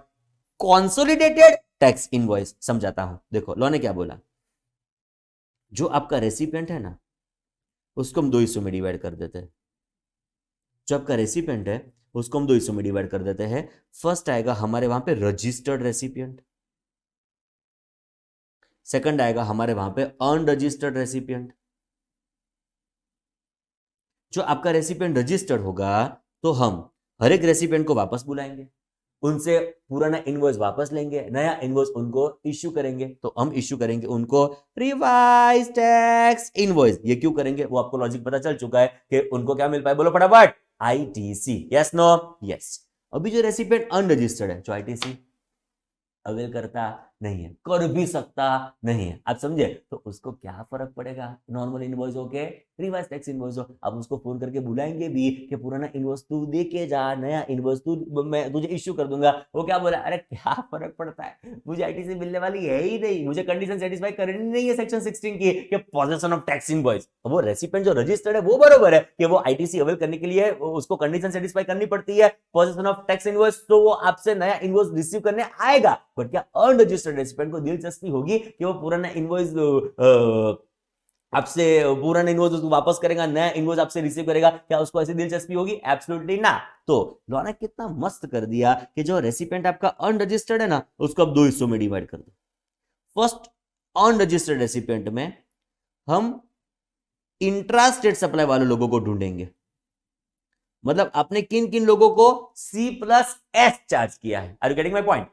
Recipient आपका जो अनरजिस्टर्ड है, तो हम आइडेंटिफाई करेंगे कि विदिन स्टेट वाले कितने हैं, इंट्रा स्टेट वाले कितने हैं, आउटसाइड स्टेट वाले कितने हैं, meaning that bye inter state वाले कितने हैं। लॉ ने बोला जो आपने रेसिपिएंट जो अनरजिस्टर्ड है उसको आपने इंट्रा स्टेट सप्लाई किया होगा, मीनिंग दैट बाय आपने आपके इनवॉइस में C+S चार्ज किया होगा, तो वो नहीं रिसीव करने आने वाला। Are you getting my point? वो रिसीव नहीं करने आने वाला आपका नया tax invoice, revise tax invoice. तो एक काम करो, ऐसे इनवॉइस लिस्ट, सुनना केयरफुली, बहुत ब्यूटीफुल कॉन्सेप्ट है, बहुत बहुत बहुत मजेदार कॉन्सेप्ट है, यहाँ पे जान। लॉ ने क्या बोला कि ऐसे सिनेरियो में कितने इनवॉइस थे आपके पास, तो कैसे 5 बंदे थे जो रेसिपिएंट अनरजिस्टर्ड थे, एंड मैंने उनको इंट्रास्टेट सप्लाई कंसीडर करते हुए C+S मुझे चार्ज करना था, यस नो यस। तो उसका टोटल करो, कितना टोटल हो रहा है, तो उसका टोटल समझो ना 15 लाख रुपए हो रहा है। तो 15 लाख रुपए का मतलब अलग अलग इनवॉइस, कितने इनवॉइस थे? 5, सपोज 3 लाख के 5 इनवॉइस थे। लॉ ने बोला उसको कंसोलिडेट करो, मिक्स करो, ऐड करो, समेशन करो, 15 लाख रुपए हुआ। 15 लाख का एक इनवॉइस बनाओ, 15 लाख रुपए का एक इनवॉइस बनाओ। सपोज उसका जीएसटी कंपोनेंट एग्जांपल के तौर पे 2,70,000 रुपीज आया, तो वो एक ही इनवॉइस आप बनाओ 15 लाख रुपए का प्लस जीएसटी 2,70,000। आप आपके फाइल में उसको फाइल कर दो, उसका टैक्स तुम जाके गवर्नमेंट को पे कर दो, जिसको हम बोलेंगे कॉन्सोलिडेटेड टैक्स इनवॉइस, जिसको हम क्या बोलेंगे, बोलो फटाफट, कॉन्सोलिडेटेड टैक्स इनवॉइस। मतलब वो रेसिपिएंट्स को आप सेपरेट इनवॉइस इश्यू नहीं करेंगे तो डेफिनेटली चलेगा, वो रिसीव करने आने वाले भी नहीं है, सो आप डेफिनेटली उसको आरटीआई इशू नहीं करेंगे तो चलेगा। उसकी जगह आप क्या करो, उस टोटल मतलब उस रेसिपिएंट्स का जो अनरजिस्टर्ड है, जिसको आपने इंट्रास्टेट सप्लाई किया है, उस रेसिपिएंट्स का टोटल करो। 5 इनवॉइस थे, 3 15 लाख रुपए हुए, एंड उस 15 लाख रुपए का जो भी जीएसटी आता है वो जाकर डायरेक्ट गवर्नमेंट को पे कर दो। आप रेसिपिएंट्स को अलग अलग इनवॉइस इशू नहीं करेंगे तो चलेगा, बट आप टोटल इनवॉइस बना के आपके फाइल में फाइल कर दो, उसको बोलेंगे CTI, consolidated tax invoice. Concept समझ में आया बेटा? Yes no? कॉन्सेप्ट समझ में आया बेटा? बोलो यस नो। कॉन्सेप्ट समझ में आया बेटा? बोलो यस नो। अब यहाँ पे अलग अलग इनवॉइस रेसिपिएंट्स को नहीं देंगे, रेसिपिएंट्स के इनवॉइसेस का टोटल करेंगे, अग्रीगेट करेंगे, आपके इनवॉइस में फाइल कर दो, उसका टैक्स गवर्नमेंट को जाके पे कर दो, और जो बाय बाय टाटा, स्टोरी वहां पे खत्म होती है। क्लियर मेरे chartered accountants? Yes no yes. चलो आगे बढ़ते हैं। अनरजिस्टर्ड रेसिपिएंट था आपका, बट आपका सप्लाई का जो नेचर था ना वो इंटर स्टेट सप्लाई था। हाय हाय, जो आपका सप्लाई का नेचर था ना बेटा, वो सप्लाई का नेचर क्या था, तो it was inter state supply. मतलब आपने चार्ज किया होता तो क्या चार्ज किया होता, तो क्या आईजीएसटी, यस नो। तो इस सिनेरियो में आप उसको दो हिस्सों में डिवाइड करो, वैल्यू ऑफ सप्लाई के बेसिस पे उसका डिवीजन होगा। आप हर एक इनवॉइस चेक करेंगे, सुना carefully please, very very important. आप हर एक इनवॉइस को चेक करेंगे, आपका हर एक इनवॉइस का इंडिविजुअल कंपोनेंट वैल्यू जो अप टू ₹2,50,000 है, मतलब आप हर एक इनवॉइस को चेक करो। 1 लाख का है, यहां पे आने दो, 2 लाख का है, यहां पे आने दो, 2.5 लाख का है, यहां पे आने दो। तो उसके लिए हम क्या करेंगे बेटा, उसके लिए हम इश्यू करेंगे CTI, मीनिंग देयर बाय ये भी इनवॉइसेस को आपको वापस करने की जरूरत नहीं है रेसिपिएंट्स को। एंड यहाँ पे एग्जांपल के तौर पे एक इनवॉइस 1 लाख रुपए का था, दूसरा इनवॉइस 1.5 लाख रुपए का था, तीसरा इनवॉइस लेटर से 1,20,000 का था, नेक्स्ट इनवॉइस आपका 2,40,000 रुपीज का था, एंड एक इनवॉइस 2,50,000 रुपीज का था। मतलब मैंने टोटल कर दिया तो इट इज 8,60,000 ऑफ रुपीज। तो 8,60,000 का एक इनवॉइस आप बनाओ जो होगा कंसोलिडेटेड रिवाइज टैक्स इनवॉइस, और कंसोलिडेटेड टैक्स इनवॉइस उसका एक ही इनवॉइस, सुना केयरफुली, उसका एक ही इनवॉइस आप आपके फाइल में फाइल करो, उसके ऊपर का जीएसटी 18% के हिसाब से 1,54,800 रुपीज होगा, और जब के गवर्नमेंट को पे कर दो। चार्टर्ड अकाउंटेंट्स क्रिस्टल क्लियर हो रहा है बेटा? एकदम मजबूत, एकदम पक्का हो रहा है बेटा? Yes no?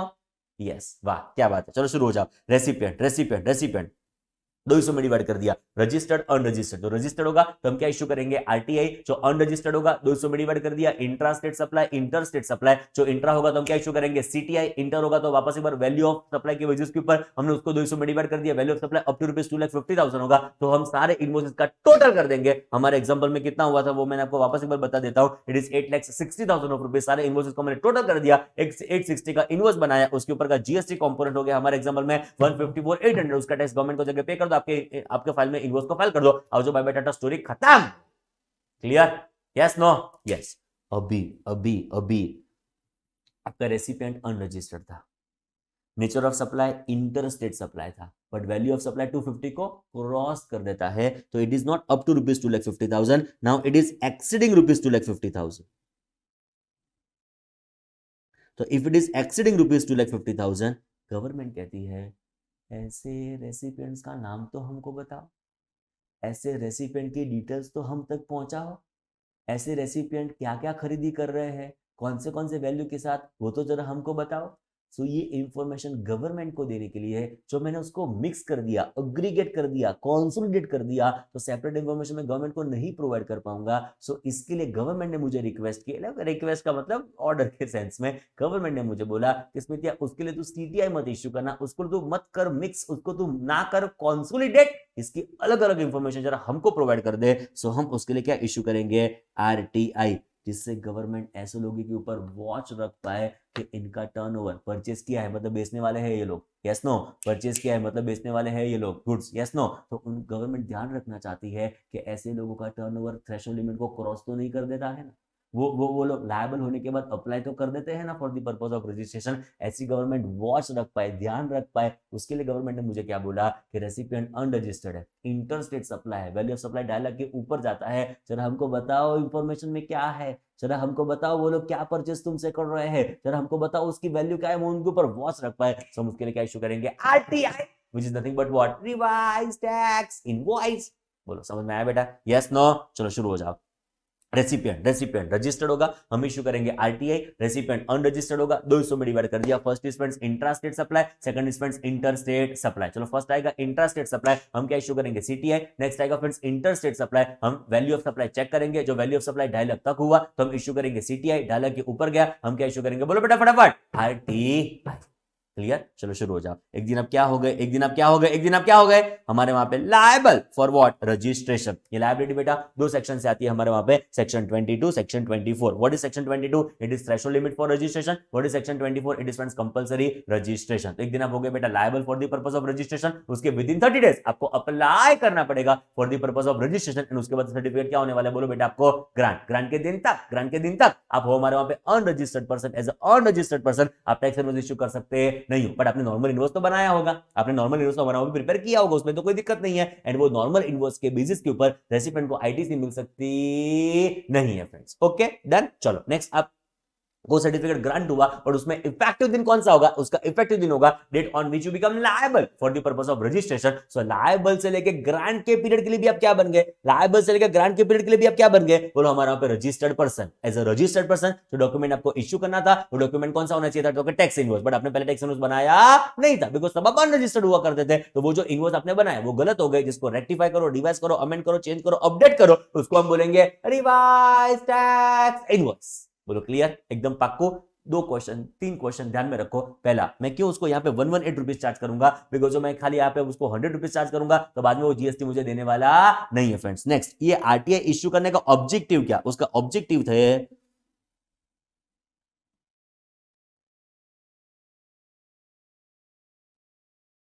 उसका ऑब्जेक्टिव है रेसिपिएंट को क्या मिल पाए, बोलो फटाफट आईटीसी। रेसिपिएंट को क्या मिल पाए, बोलो फटाफट आईटीसी। बट क्या हर एक रेसिपिएंट को आईटीसी मिलती है ना, वो तो जो रेसिपिएंट रजिस्टर्ड होता है वो उसको ही आईटीसी मिलती है। तो एक काम करो ना, हर एक रेसिपिएंट के लिए तुम क्यों आरटीआई इशू करते हो, एक काम करो कभी कभी तुम कंसोलिडेट करेंगे तो भी चलेगा। तो रेसिपिएंट रजिस्टर्ड होगा तो हम क्या इशू करेंगे RTI, chartered accountant. Recipient registered होगा तो हम क्या इशू करेंगे आरटीआई, पर जो रेसिपिएंट अनरजिस्टर्ड है तो उसको 200 में डिवाइड कर देंगे, intra state supply, inter state supply. जो इंट्रा स्टेट सप्लाई है हम क्या इश्यू करेंगे सीटीआई, इंट्रा स्टेट सप्लाई है तो हम क्या इश्यू करेंगे सीटीआई, जो इंटर स्टेट सप्लाई है तो हम वैल्यू ऑफ सप्लाई चेक करेंगे, जो value of supply up to ₹2,50,000 है हम इश्यू करेंगे सीटीआई, जो वैल्यू ऑफ सप्लाई 2,50,000 को क्रॉस करता है हम वापस की बार क्या इश्यू करेंगे आरटीआई। क्लियर? एक डाउट छोटा सा अभी भी रहता है मन में, कितने समय में आरटीआई इश्यू करेंगे? डाउट समझ में आया? डाउट समझ में आया? कितने समय में हम आरटीआई इश्यू करेंगे? लॉ ने बोला लायबल हो चुके थे, एप्लीकेशन कर दी थी, ग्रांट हो गया था, तो आपको आरटीआई इश्यू करना है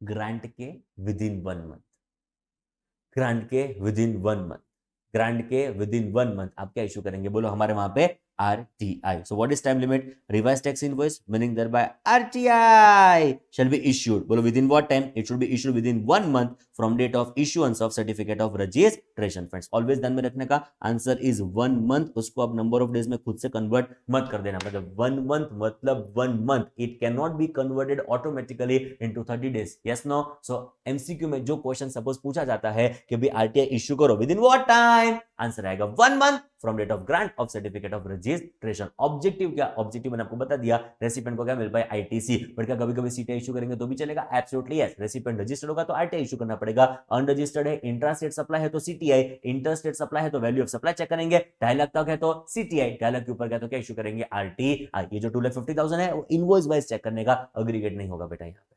पक्कू? एकदम मजबूत, डन। चलो फ्रेंड्स आगे बढ़ते हैं, धीरे धीरे होले होले। छोटा सा क्वेश्चन खास आपके लिए, मैं 2 मिनट शांति से वेट करता हूं, आप एकदम ध्यान से एक क्वेश्चन को पढ़ो, समझो एंड आंसर देने का प्रयत्न करें। You can start. चलो फ्रेंड्स मैं स्टार्ट कर रहा हूं, क्वेश्चन नंबर 8। यहां पे ध्यान, सखत ध्यान। देखो, Sarabhai private limited commenced business of supply of goods on 1 अप्रैल इन दिल्ली।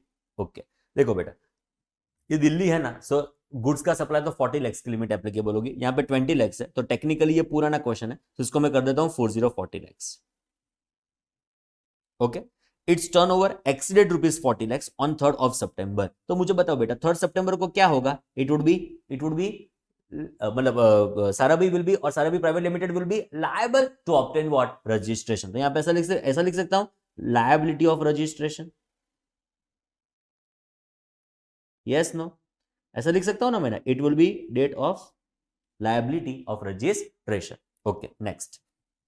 ओह ऐसा तो लिखा ही है, बाप रे बाप। Thus it become liable to registration on 3rd September. Very good. Now it applied for registration on 29th September. तो 29th September क्या बना बेटा? It is application for registration.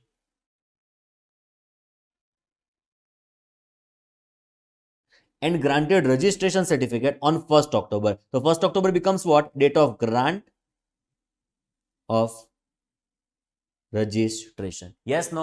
Yes. अब मुझे फटाफट बता दो, discuss provisions relating to RTI. तो पहले हम यहां पे ऐसा नक्की करते हैं, भले खाली हमको आरटीआई के बारे में पूछा है, पहले हम आइडेंटिफाई करते हैं what will be the effective date of registration. तो आप मुझे बताओ बेटा what will be the effective date of registration?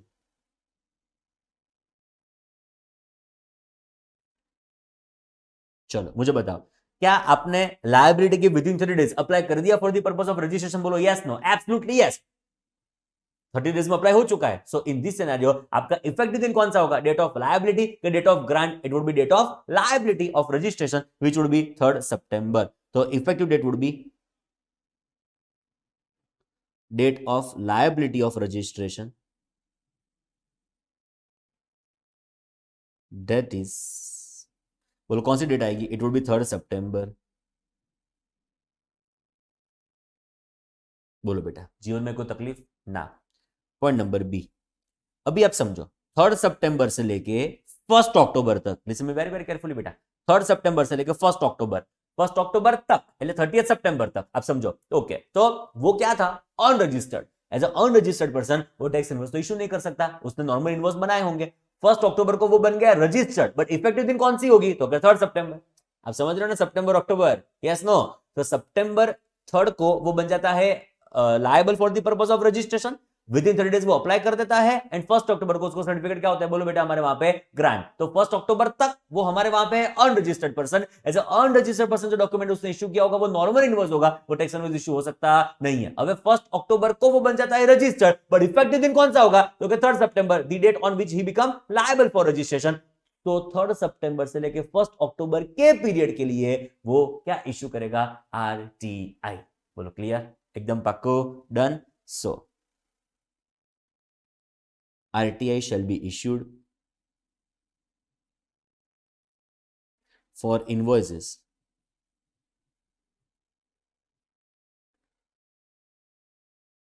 issued between, बोलो 3 सितंबर टू 1 अक्टूबर। बोलो परफेक्ट लिखा बेटा मैंने, कोई तकलीफ जीवन में ना। थर्ड क्वेश्चन ऐसा आएगा बेटा कि कितने समय में हमको आरटीआई इश्यू करना पड़ेगा। क्वेश्चन समझो, discuss provisions related to RTI, मतलब आरटीआई के सारे प्रोविजन हमको डिस्कस करने पड़ेंगे, यस नो। तो कौन से पीरियड के इनवॉइसेस को रिवाइज करना पड़ेगा, तो 3 सितंबर से लेके 1 अक्टूबर के इनवॉइसेस को रिवाइज करने की रिक्वायरमेंट आएगी। पॉइंट नंबर 2, कितने समय में ये आरटीआई हमको इश्यू करना है, it needs to be issued within 1 month from date of grant of certificate of registration. Friends तो यहां पे मेंशन कर देता हूं, RTI needs to be issued within 1 month from 1st October, that is 1st November। तो 1 नवंबर तक हमको सारे आरटीआई को इश्यू करना पड़ेगा। डिस्कस करने हैं सारे प्रोविजंस रिलेटिंग टू आरटीआई। तो चौथा हमको ये भी डिस्कस करना पड़ेगा कि कभी कभी आप इश्यू करेंगे आरटीआई, कभी कभी क्या इश्यू करेंगे सीटीआई, तो भी चलेगा। सिंपल वर्ड्स में जो रेसिपिएंट 200 में डिवाइड कर दो, रजिस्टर्ड अनरजिस्टर्ड, जो रेसिपिएंट रजिस्टर्ड है तो हम क्या इश्यू करेंगे, सिंपली आरटीआई। जो रेसिपिएंट अनरजिस्टर्ड है उसको 200 में डिवाइड कर दो। Intra state supply, inter state supply, जो इंट्रा स्टेट सप्लाई है तो हम क्या इश्यू करेंगे, सीटीआई।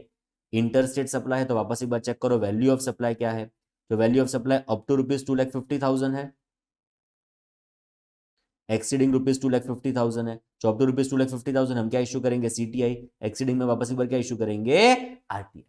चलो क्लियर, सारे प्रोविजंस क्रिस्टल क्लियर हो रहे हैं ना बेटा, यस। चलो वाह शाबाश।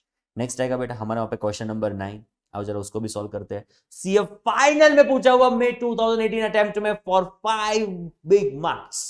चेक करते हैं। Pari and Sons is unregistered dealer. She is unregistered. On 10th August 2017, aggregate turnover of Pari and Sons exceeded rupees 2020 lakhs. No problem. So यहाँ पे 40 lakhs कर दो तो भी चलेगा, 20 lakhs रखो तो भी चलेगा, कोई फर्क नहीं पड़ता। डन। तो ये 10th अगस्त को क्या हुआ बेटा, 10th अगस्त को उसका टर्नओवर थ्रेशोल्ड लिमिट को क्रॉस करता है, तो this will be date on which she becomes liable for registration.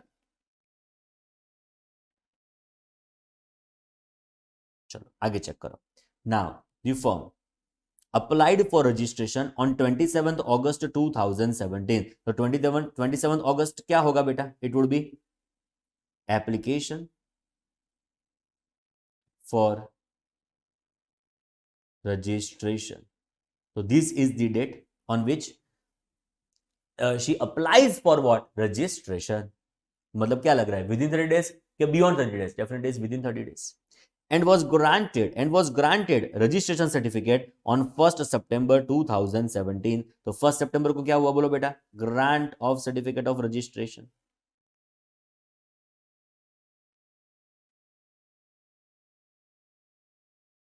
चलो क्लियर, डन, परफेक्ट हो रहा है।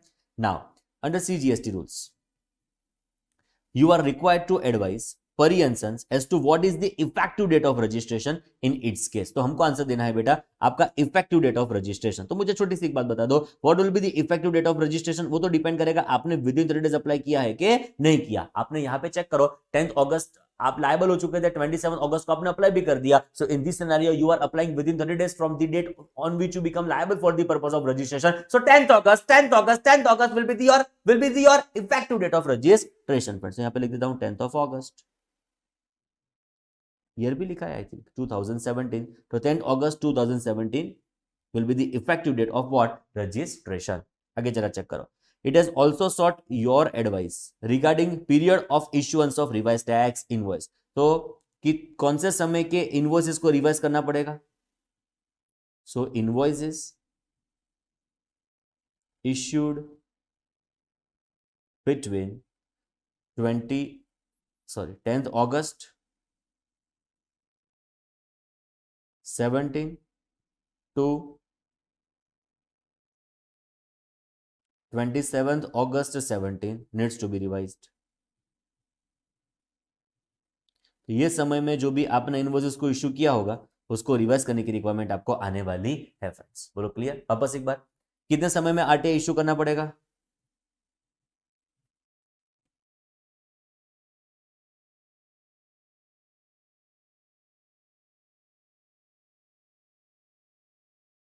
Within 1 month from 1st September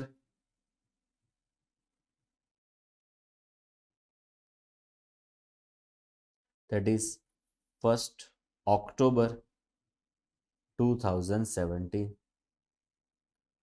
बोलो पाक्कू बेटा, एकदम मजबूत भाव से, डन है, simple.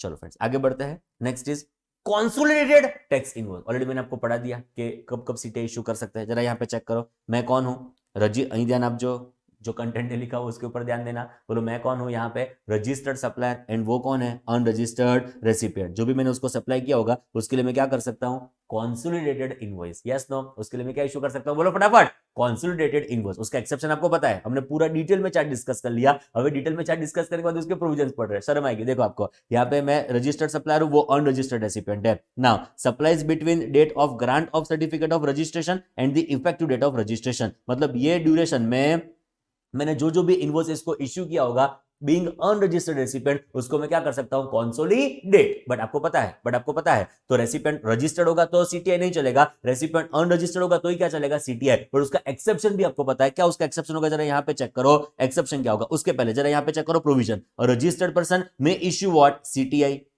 may issue CTI in respect of all taxable supplies made to unregistered person during such period। मतलब वो लायबल से लेकर ग्रांट के पीरियड तक जो भी मैंने इनवॉइस अनरजिस्टर्ड रेसिपिएंट को इश्यू किया होगा उसको मैं क्या कर सकता हूं, सीटीआई। Yes no. और उसका एक्सेप्शन क्या, कि जो आपका इंटर स्टेट सप्लाई होगा, वैल्यू ऑफ सप्लाई 2.5 लाख के ऊपर जाएगा तो सीटीआई नहीं चलेगा। हाँ, तो वापस एक बार क्या इश्यू करना पड़ेगा, RTI. Are you getting my point, yes no.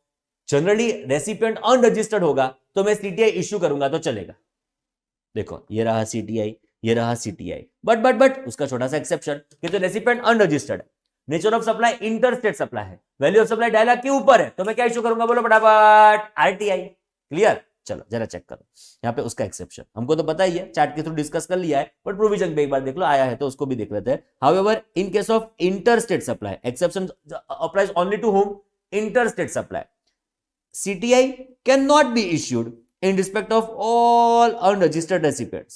CTI issue नहीं कर पाएंगे, बट कब if value of supply exceeds what, 2,50,000। मतलब जो आपका वैल्यू ऑफ सप्लाई 2.5 लाख के ऊपर जाता है and nature of supply inter state supply है तो उस सिनेरियो में हम सीटीआई इश्यू नहीं कर पाएंगे, हमको मैंडेटरी का इश्यू करना पड़ेगा, आरटीआई। रीजन के साथ, लॉजिक के साथ, ये चार्ट भी हमारे मन में क्लियर है। रेसिपिएंट रजिस्टर्ड, हम क्या इश्यू करेंगे, RTI. Recipient unregistered, inter state supply होगा, हम इश्यू करेंगे सीटीआई। इंटर स्टेट सप्लाई में वैल्यू ऑफ सप्लाई चेक करेंगे, 2.5 लाख तक होगा तो सीटीआई, 2.5 लाख के ऊपर जाएगा तो वापस एक बार क्या इश्यू करेंगे, बोलो फटाफट, आरटीआई। Clear, done.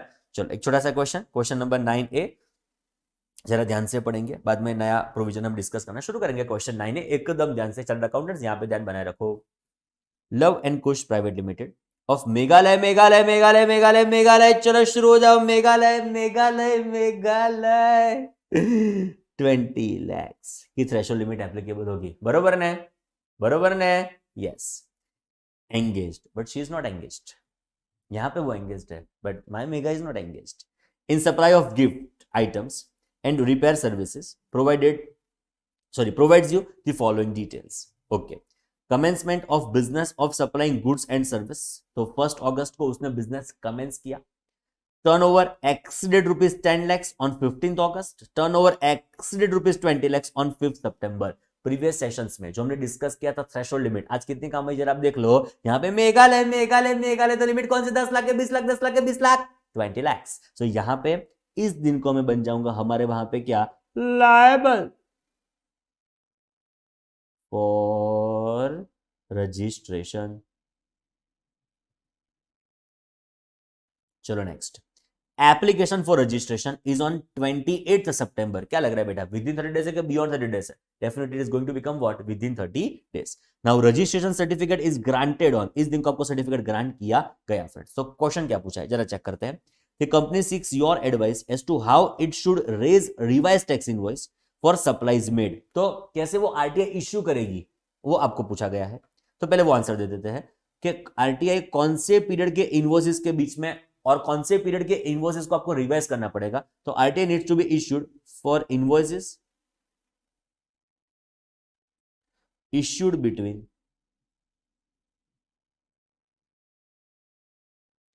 5th सितंबर टू 6th अक्टूबर. तो इस ड्यूरेशन के इनवॉइसेस को आप हमारे वहां पे क्या करेंगे, बोलो बेटा, रिवाइज. फर्दर ये बता ही देने का, विद इन 1 month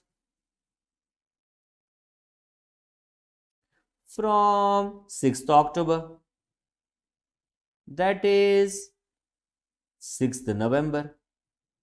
बोलो क्लियर, पाको इतना तो पता चल चुका है. नेक्स्ट आगे बढ़ो तो जरा. Is there any specific provision for issuance of RTI to unregistered customer? क्या अनरजिस्टर्ड कस्टमर के लिए कोई आरटीआई के स्पेसिफिक प्रोविजन है? बोलो यस नो. क्या अनरजिस्टर्ड रेसिपिएंट के लिए आरटीआई के लिए कुछ प्रोविजन है? बोलो यस नो. क्या अनरजिस्टर्ड रेसिपिएंट के लिए आरटीआई के प्रोविजन है? बोलो yes no. Yes.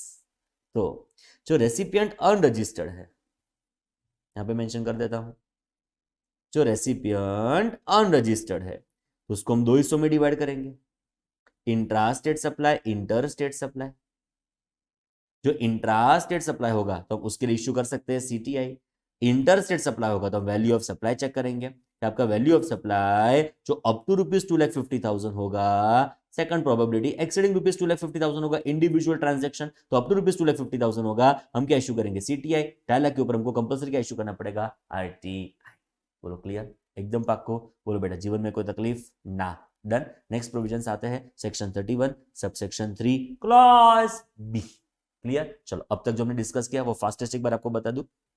Section 31 subsection 1, section 31 subsection 2, section 31 subsection 3 clause ए. चलो तीन बातें हमने डिस्कस कर ली. बोलो 31(1) goods supply involves movement of goods before or at the time of, बोलो बोलो, before or at the time of, बोलो बोलो, before or at the time of, बोलो, removal of goods. And supply does not involves movement of goods before or at the time of, बोलो बोलो, delivery of goods. पक्को. चलो फिर एक बार 31(1) good supply involves movement of goods before or at the time of movement or before or at the time of removal of goods, and if supply does not involve movement of goods before or at the time of delivery of goods. चलो 31 to service this invoice का भी issue करो either before or after. बोलो before का कभी भी, after होगा तो बोलो बोलो बोलो 30 days. and चार सिचुएशन में it would be 45 number of days. Insurance, banking, financial institution, NBFC. तो नंबर ऑफ डेज कितने हो जाएंगे, बोलो 45. चलो आगे चेक करते हैं. नेक्स्ट आएगा section 31 subsection 3 clause A. It is nothing but what, revise tax invoice. सुनो केयरफुली, एकदम यहाँ पे ध्यान बरोबर दे दो. पूरा मैं कंटेंट एक बार बरोबर प्रॉपर्ली बोल जाता हूँ, प्लीज यहाँ पे ध्यान बनाए रखो. एक दिन में हो गया liable for the purpose of, आंखें बंद आंखें बंद आंखें बंद. एक दिन में हो गया liable for the purpose of registration. उसके विद इन 30 डेज मैंने अप्लाई कर दिया for the purpose of registration. उसके बाद मुझे सर्टिफिकेट हमारे वहां पे ग्रांट हो गया. ये चार्ट आपके मन में फिक्स हो जाना चाहिए. देखो ये चार्ट आपके मन में क्रिस्टल क्लियर हो जाना चाहिए बेटा. चलो शुरू हो जाओ. एक दिन आप हो गए liable for the purpose of registration. उसके विद इन 30 डेज मैंने अप्लाई कर दिया for the purpose of registration. उसके बाद मुझे सर्टिफिकेट ग्रांट हुआ. सर्टिफिकेट मुझे ग्रांट हुआ, उस दिन तक मैं था unregistered person. As unregistered person जो डॉक्यूमेंट में इश्यू करूंगा वो डॉक्यूमेंट टैक्स इनवॉइस नहीं हो सकता, वो डॉक्यूमेंट नॉर्मल इनवॉइस होगा. ग्रांट के दिन को मैं बन गया रजिस्टर्ड पर्सन, पर जो मेरा इफेक्टिव दिन होगा वो इफेक्टिव दिन कौन सा हो जाएगा, date on which I become liable for the purpose of registration. So liable से लेकर ग्रांट के पीरियड के लिए भी मैं क्या बन गया, हमारे वहां पे registered person. As a registered person जो डॉक्यूमेंट हमको इश्यू करना होगा वो डॉक्यूमेंट होगा हमारे वहां पे टैक्स इनवॉइस. पर जो पहले डॉक्यूमेंट मैंने इश्यू किया वो तो टैक्स इनवॉइस था ही नहीं. सो जो पहले डॉक्यूमेंट मैंने इश्यू नहीं किया, जो पहले डॉक्यूमेंट मैंने इश्यू किया वो टैक्स इनवॉइस नहीं था. सो उसको मुझे रिवाइज करना पड़ेगा, चेंज करना पड़ेगा, अपडेट करना पड़ेगा, अमेंड करना पड़ेगा, लेटर से रिवाइज करना पड़ेगा. उसको बोलेंगे रिवाइज टैक्स इनवॉइस. पक्कू. डन. चलो अब 3 क्वेश्चन आएंगे। क्वेश्चन नंबर 1, ये 3 टेक्निकल क्वेश्चन, प्लीज यहाँ पे ध्यान। 3 क्वेश्चन ऐसे आएंगे। क्वेश्चन नंबर 1 कि कभी कभी मैं सीटीआई इशू करूंगा तो भी चलेगा, एब्सोल्युटली यस। रेसिपिएंट रजिस्टर्ड होगा, हम इशू करेंगे RTI. Recipient unregistered intrastate supply, हम इशू करेंगे CTI. Interstate supply, value of supply 2.5 lakh तक, हम इशू करेंगे सीटीआई। 2.5 लाख के ऊपर गया, हम क्या इशू करेंगे, आरटीआई। क्वेश्चन नंबर 2, ऑब्जेक्टिव क्या आरटीआई का, आरटीआई का ऑब्जेक्टिव क्या, आरटीआई का ऑब्जेक्टिव क्या, रेसिपिएंट को मिल पाए ITC. Third question, within what time मुझे इशू करना पड़ेगा आरटीआई, लॉ कहता है within 1 month from date of grant of certificate of registration. आप क्या इशू करेंगे, बोलो बेटा हमारे वहां पे आरटीआई। Clear, done. चलो आगे बढ़ते हैं, छोटा सा ब्रेक ले, उसके पहले section 31 sub section 3 clause B, बहुत आसान से प्रोविजन, बहुत सिंपल से provision, it is not tax invoice. अभी कंटेंट बहुत छोटा छोटा हो जाएगा, फटाफट फटाफट सब सेक्शन हमारी मतलब क्लॉजेस हमारे खत्म होने शुरू होंगे। देखो जरा यहाँ पे ध्यान दे दो, 31(3)(b, it is not tax invoice. Law ने क्या बोला, तो छोटी छोटी अमाउंट के लिए क्या 5-7 रुपए की सप्लाई के लिए तुम इनवॉइस खेलते हो, क्या 1-2 रुपए के गुड्स होंगे, एग्जांपल के तौर पे चॉकलेट, एग्जांपल के तौर पे चॉकलेट, एग्जांपल के तौर पे चॉकलेट, 1-2 रुपए के लिए गुड्स होंगे, क्या उसमें टैक्स इनवॉइस इश्यू करोगे? अरे टैक्स इनवॉइस इश्यू करोगे तो कभी कभी ऐसा होगा कि तुम्हारा जो टैक्स इनवॉइस इश्यू करने का खर्चा होगा ना, वो तुम्हारे गुड्स की वैल्यू से बढ़ जाएगा, तुम्हारे गुड्स के सप्लाई के प्रॉफिट से बढ़ जाएगा, तो नुकसान होगा। आप समझ रहे हो जो मैं कहना चाहता हूँ? चार्टर्ड अकाउंटेंट बोलो यस नो। कभी कभी ऐसा होगा 2-3 रुपए के गुड्स, 1-2 रुपए के गुड्स, 50 पैसे के गुड्स, उसमें टैक्स इनवॉइस सारू लाके अच्छा लग रहा है ऐसा। तो ने बोला आप बेनिफिट क्लेम कर सकते हो section 31 sub section 3 clause B, not tax invoice. इसका मतलब क्या, जो आपने तीन कंडीशंस 1 + 2 + 3 जो तीन कंडीशन आपने एक साथ सेटिस्फाई कर ली, सुना केयरफुली, तीन कंडीशन जो आपने एक साथ सेटिस्फाई कर ली, तो आप हमारे वहां पे टैक्स इनवॉइस इशू नहीं करेंगे तो चलेगा। तो अब हमारे वहां पे टैक्स इनवॉइस इशू नहीं करेंगे तो चलेगा। 3 कंडीशन कौन सी, तो कि वैल्यू शुड बी, बहुत इंपॉर्टेंट वर्ड्स है, लेस देन ₹200। यहां पे मैक्सिमम लोग गलती करते हैं, वो समझते हैं अप टू ₹200। लॉ ने लिखा है लेस देन। आप जरा एरो चेक करो, it is not less than or equal to, it is just less than, it is just less than, it is just less than. So यहां पे मैं specifically वापस एक बार मेंशन कर देता हूं, वैल्यू ऑफ सप्लाई, आप भी मगज में फिक्स कर दो, लेस देन ₹200। मतलब जो आपका वैल्यू ऑफ सप्लाई एग्जैक्ट ₹200 आया तो आपने कंडीशन वायलेट कर दी, आपको टैक्स इनवॉइस इशू करना ही पड़ेगा। तो टैक्स इनवॉइस इशू नहीं करेंगे तो चलेगा, वैल्यू लेस देन 200। नेक्स्ट आएगा बेटा सेकंड कंडीशन में, रेसिपिएंट शुड बी अनरजिस्टर्ड। देखो बेटा, रेसिपिएंट रजिस्टर्ड होगा ना, तो वो आईटीसी क्लेम करेगा ही करेगा। आईटीसी क्लेम करने के लिए कंडीशन क्या है, मैंने आपको बताया था सेक्शन 16 में, possession of tax invoice. Yes no, ITC claim करने की कंडीशन है जो हमको पता ही है, it is possession of tax invoice, हाँ के ना? हाँ। तो यहां पे लॉ ने क्या लिखा कि रेसिपिएंट अनरजिस्टर्ड होगा, जिसको आईटीसी मिलती नहीं है, वो अवेल कर सकता है आईटीसी नहीं है, तो उसको इनवॉइस इशू नहीं करेंगे तो चलेगा। यस नो, चलो value less than 200, recipient unregistered, बोलो value less than 200, recipient unregistered, value less than 200, recipient unregistered. And third condition हमारा वहां पे होती है, recipient does not require invoice. तो रेसिपिएंट इनवॉइस नहीं मांगता है तो इशू ना करो तो चले, भले वैल्यू 200 से कम हो, रेसिपिएंट अनरजिस्टर्ड हो, पर जो रेसिपिएंट ने आपसे इनवॉइस मांगा तो देना ही पड़ेगा, तो देना ही पड़ेगा, तो देना ही पड़ेगा। जो रेसिपिएंट इनवॉइस नहीं मांगता है तो आप इनवॉइस इशू ना करो तो चले। बोलो क्लियर, बोलो value less than 200, recipient unregistered and recipient does not requires invoice. तीन कंडीशन एक साथ आप सेटिस्फाई करते हो, तब जाके टैक्स इनवॉइस इशू नहीं करेंगे तो चलेगा। बोलो 31(3)(b, बोलो नो टैक्स इनवॉइस। 31(3)(b, बोलो नो टैक्स इनवॉइस। बोलो value less than 200, recipient unregistered and recipient does not requires invoice. तीन कंडीशन एक साथ आप सेटिस्फाई करेंगे तो टैक्स इनवॉइस इशू नहीं करेंगे तो चलेगा। मन में डाउट ऐसा आता है, टैक्स इनवॉइस इशू नहीं करना है मतलब टैक्स भी नहीं पे करना है? नो टैक्स इनवॉइस है, नो टैक्स पेमेंट नहीं है। आप समझे? 4 ट्रांजैक्शन मैंने ऐसे किए, एग्जांपल के तौर पे 4 ट्रांजैक्शन मैंने किए, जिसमें फर्स्ट ट्रांजैक्शन एग्जांपल के तौर पे 100 रुपए का था, सेकंड 150 रुपए का था, तीसरा 199 का था, बच गया। एंड चौथा ट्रांजैक्शन मेरा एग्जांपल के तौर पे 70 रुपीज का था। तो टोटल मेरा कितना हुआ, तो 100 plus 150 plus 199 plus 70, meaning thereby it comes to 519। तो ये 519 रुपीज का टैक्स तो मुझे पे करना ही है। इसका मैं टैक्स इनवॉइस रेसिपिएंट को इशू नहीं करूंगा तो चलेगा, इसका टैक्स तो मुझे गवर्नमेंट को पे करना पड़ेगा। तो इसका मैं टैक्स कैसे गवर्नमेंट को पे करूं? इनवॉइस तो इशू करना पड़ेगा, तो उसके लिए मैं इशू करूंगा CTI ऑफ 519 मैं इसका कॉन्सोलिडेटेड टैक्स इनवॉइस बनाऊंगा, मेरे फाइल में फाइल कर दूंगा, इसका टैक्स में जाके गवर्नमेंट को पे कर दूंगा। रेसिपिएंट को इनवॉइस इशू करने की जरूरत नहीं है। 4 आप एक इनवॉइस बनाओ, अपने फाइल में फाइल कर दो, आओ जो बाय बाय टाटा। बोलो क्लियर से, एकदम पक्कू। चार्टर्ड अकाउंटेंट्स बोलो क्लियर, डन। जरा एक बार यहां पे चेक करो। Such registered person shall issue what, CTI. Such registered person shall issue CTI for such supplies at the close of the each day, मतलब at the end of the day. At the end of the day मुझे मुझे इस supplies के बारे में क्या issue करना पड़ेगा, CTI. Eight the close of the day मतलब हमारा दिन खत्म हुआ उस दिन के पहले और उस दिन के कंक्लूजन में और उस दिन के क्लोजर पे मुझे बनाना पड़ेगा सीटीआई। हमारे एग्जांपल में ऑफ ₹519, उसका टैक्स जाके मुझे गवर्नमेंट को पे करने की रिक्वायरमेंट हमारे वहां पे आने वाली है। बोलो चार्टर्ड अकाउंटेंट्स क्लियर, एकदम पक्को। चलो शुरू हो जाओ, सेक्शन हमारी खत्म हुई। 31(3)B no tax invoice, 31(3)B no tax invoice, 31(3)B no tax invoice. कितनी कंडीशन सेटिस्फाई करो, 3। बोलो value less than 200, recipient unregistered, recipient does not requires invoice. तीन कंडीशन सेटिस्फाई करने के बाद इसका टैक्स गवर्नमेंट को तो पे करना ही है, एंड वो टैक्स पे करने के लिए हम क्या इशू करेंगे, बोलो बेटा सीटीआई। डन। एक बहुत beautiful point, friend, movie theatres, multiplex theatres,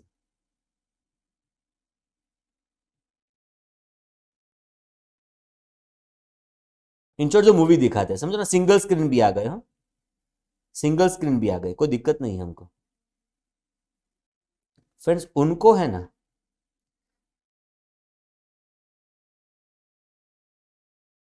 इस सेक्शन का बेनिफिट लॉ ने विड्रॉ कर दिया।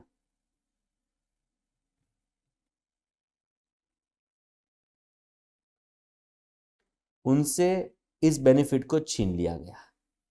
मतलब उनको 100 रुपए की टिकट होना, 199 की भी टिकट होना, 25 रुपए की भी टिकट होना, कस्टमर को टिकट देनी ही पड़ेगी। हाँ, वो टिकट इलेक्ट्रॉनिकली फॉर्म में हो तो चले, वो टिकट इलेक्ट्रॉनिकली फॉर्म में हो तो चले, टिकट इश्यू करना ही पड़े।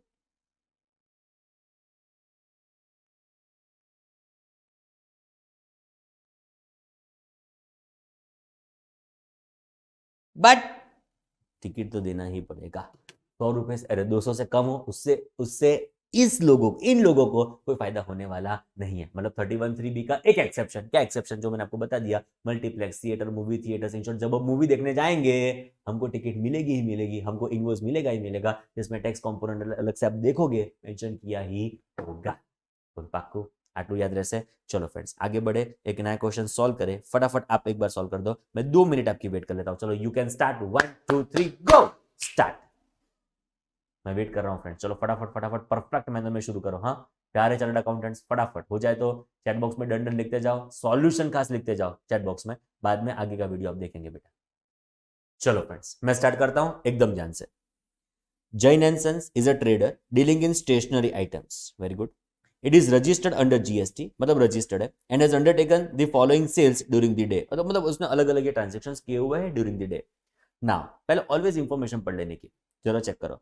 None of the recipients requires tax invoice, हमारी 3 कंडीशन थी, value should be less than 200, recipient should be unregistered and recipient does not requires invoice. तो आप एक कॉमन कंडीशन यहां पे सेटिस्फाई करती हुई देखेंगे कि none of the recipients requires tax invoice, मतलब कोई भी रेसिपिएंट टैक्स इनवॉइस हमसे मांगा नहीं है friends. Now Raghav is composition dealer, ये क्या होता है बेटा, अभी तक हमने उसको डिस्कस नहीं किया। ये सेक्शन 10 होगा चार्ज ऑफ जीएसटी चैप्टर में, इसको वहां पे डिस्कस करेंगे। अब भी इग्नोर करो, हमारे आंसर में कोई इफेक्ट नहीं आती फ्रेंड्स, इग्नोर करो, don't worry. Determine in respect of which of the above supplies Jain and Sons may issue consolidated tax invoice, वो क्या इशू कर पाएगा हमारे वहां पे, CTI instead of tax invoice at the end of the day। मतलब कौन से ट्रांजेक्शंस के लिए वो CTI इशू कर पाएगा at the end of the day। आओ जरा चेक करते हैं। पॉइंट नंबर 1, राघव ट्रेडर्स और रजिस्टर्ड डीलर 190 रुपीज, पहली condition, value less than 200 satisfied. यहां पे लिखता जाओ कंडीशंस।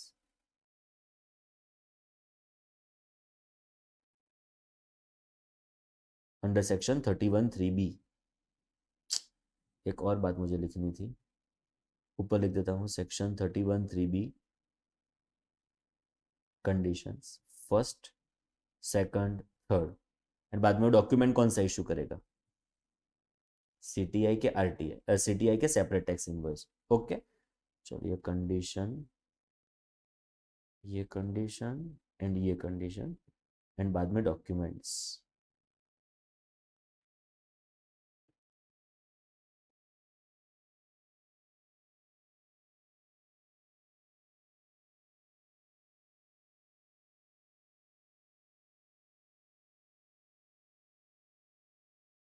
अच्छा, ड्राइंग मुझे आता नहीं है, तो ये सेट हो गया थोड़ा थोड़ा।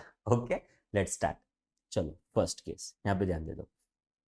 राघव रजिस्टर्ड है, 190 रुपीज है। मुझे बताओ रेसिपिएंट, अरे वैल्यू लेस देन 200, सेटिस्फाइड।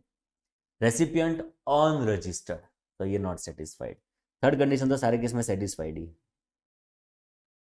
बोलो डॉक्यूमेंट कौन सा होगा, तो क्या सेपरेट इनवॉइस। वो आरटीआई इश्यू कर पाए, सॉरी वो सीटीआई इश्यू कर पाएगा नहीं, at the end of the day compulsory का इश्यू करना पड़ेगा separate invoice. Yes no chartered accountants, yes no, yes. चलो next, Dhruv enterprises on registered trader, values अभी रेसिपिएंट हो गया ऑन रजिस्टर्ड, मतलब सेकंड कंडीशन सेटिस्फाई हो गई, बट फर्स्ट कंडीशन वायलेट हो गई। Value is what, value is what 200 और मोर। क्या बोलने का बेटा, it is not more than 200, it is ₹200 और मोर, बिकॉज एग्जैक्ट 200 के ऊपर आपको इश्यू करना पड़ेगा हमारे वहां पे सेपरेट टैक्स इनवॉइस। आप सीटीआई इश्यू कर पाएंगे नहीं at the end of the day. Are you getting my point. 358 का मतलब कौन सी कंडीशन वायलेट की आपने, फर्स्ट कंडीशन, बट यहाँ पे वैल्यू इज 200 और मोर, ऐसा बोलने का। ओके, तो फर्स्ट कंडीशन आपकी नॉट सेटिस्फाइड है, सेकंड थर्ड सेटिस्फाइड है, तो कंपल्सरी वापस एक बार आपको क्या इश्यू करना पड़ेगा, सेपरेट इनवॉइस। बोलो क्लियर है चार्टर्ड अकाउंटेंट्स। चलो third, Gaurav a painter unregistered है, मतलब second condition satisfied, but rupees कितने हैं 500, मतलब first condition violated because your value is ₹200 और मोर।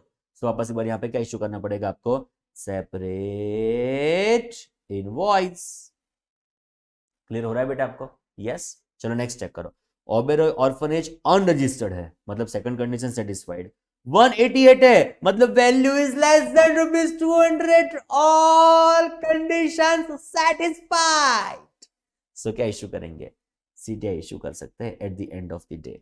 नेक्स्ट, आराध्या स्टूडेंट अनरजिस्टर्ड, वाह 158, सेकंड भी सेटिस्फाइड, फर्स्ट भी सेटिस्फाइड, वापस एक बार क्या इश्यू कर पाएंगे, सीटीआई। तो फ्रेंड्स क्वेश्चन ऐसा था, कौन से ट्रांजैक्शन में आप सीटीआई इश्यू कर पाएंगे, तो फोर्थ एंड फिफ्थ के लिए आप हमारे वहां पे क्या इश्यू कर पाएंगे, सीटीआई।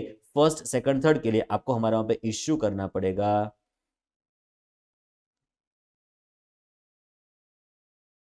Separate invoice. बोलो चकाचक, एकदम रेडी। पहले चार्टर्ड अकाउंटेंट्स बोलो यस नो, फाव से, क्लियर से, सही था आपका।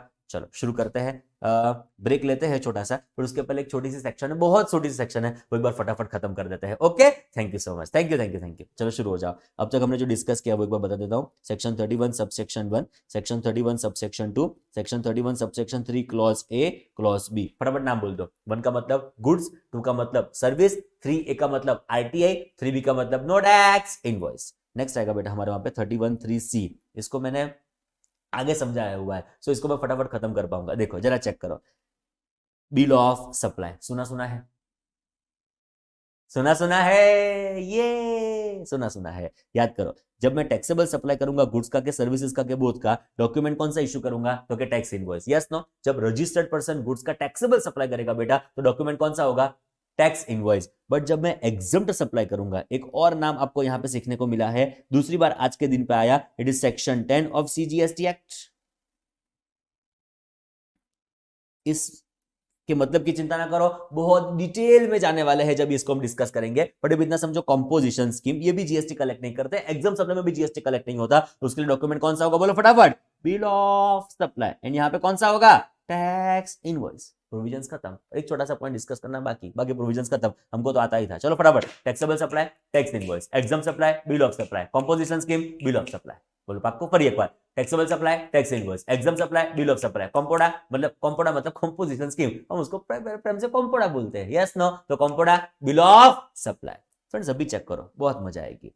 आप मेरे शॉप में आते हो, टैक्सेबल के साथ एग्जम्प्ट सप्लाई रिसीव करते हो, मतलब मेरा डीमार्ट है, आपको नहीं पता होगा डीमार्ट मेरा है, तो वो डीमार्ट में आप आए एंड आपने 5-10 प्रोडक्ट, 15-20-25-30 प्रोडक्ट आपने परचेस किए, कुछ कुछ उसमें से टैक्सेबल थी, कुछ कुछ उसमें से एग्जाम थी, तो मैं डॉक्यूमेंट कौन सा बनाऊं, आप समझ रहे हो ना। खाली टैक्सेबल सप्लाई होगा तो टैक्स इनवॉइस, खाली एग्जाम सप्लाई होगा तो bill of supply. Are you getting my point. But goods का मिक्सर है। देखो ऐसा कभी नहीं होगा कि एग्जांपल के तौर पे ये कैलकुलेटर है, तो कैलकुलेटर थोड़ा टैक्सेबल है थोड़ा एग्जाम है, यहां से देखो तो टैक्सेबल, यहां से देखो तो एग्जाम, ऐसा नहीं हो सकता। Are you getting my point. But ऐसा डेफिनेटली हो सकता है कि ये रिमोट टैक्सेबल एंड ये कैलसी exempt, it is so possible, yes or no, absolutely yes. तो इस सिनेरियो में, इस सिचुएशन में मैं कौन सा डॉक्यूमेंट आपके लिए बनाऊं, लॉ ने उसको बहुत सिंपली क्लैरिफाई कर दिया कि आप जरा चेक करो कि रेसिपिएंट का स्टेटस क्या है।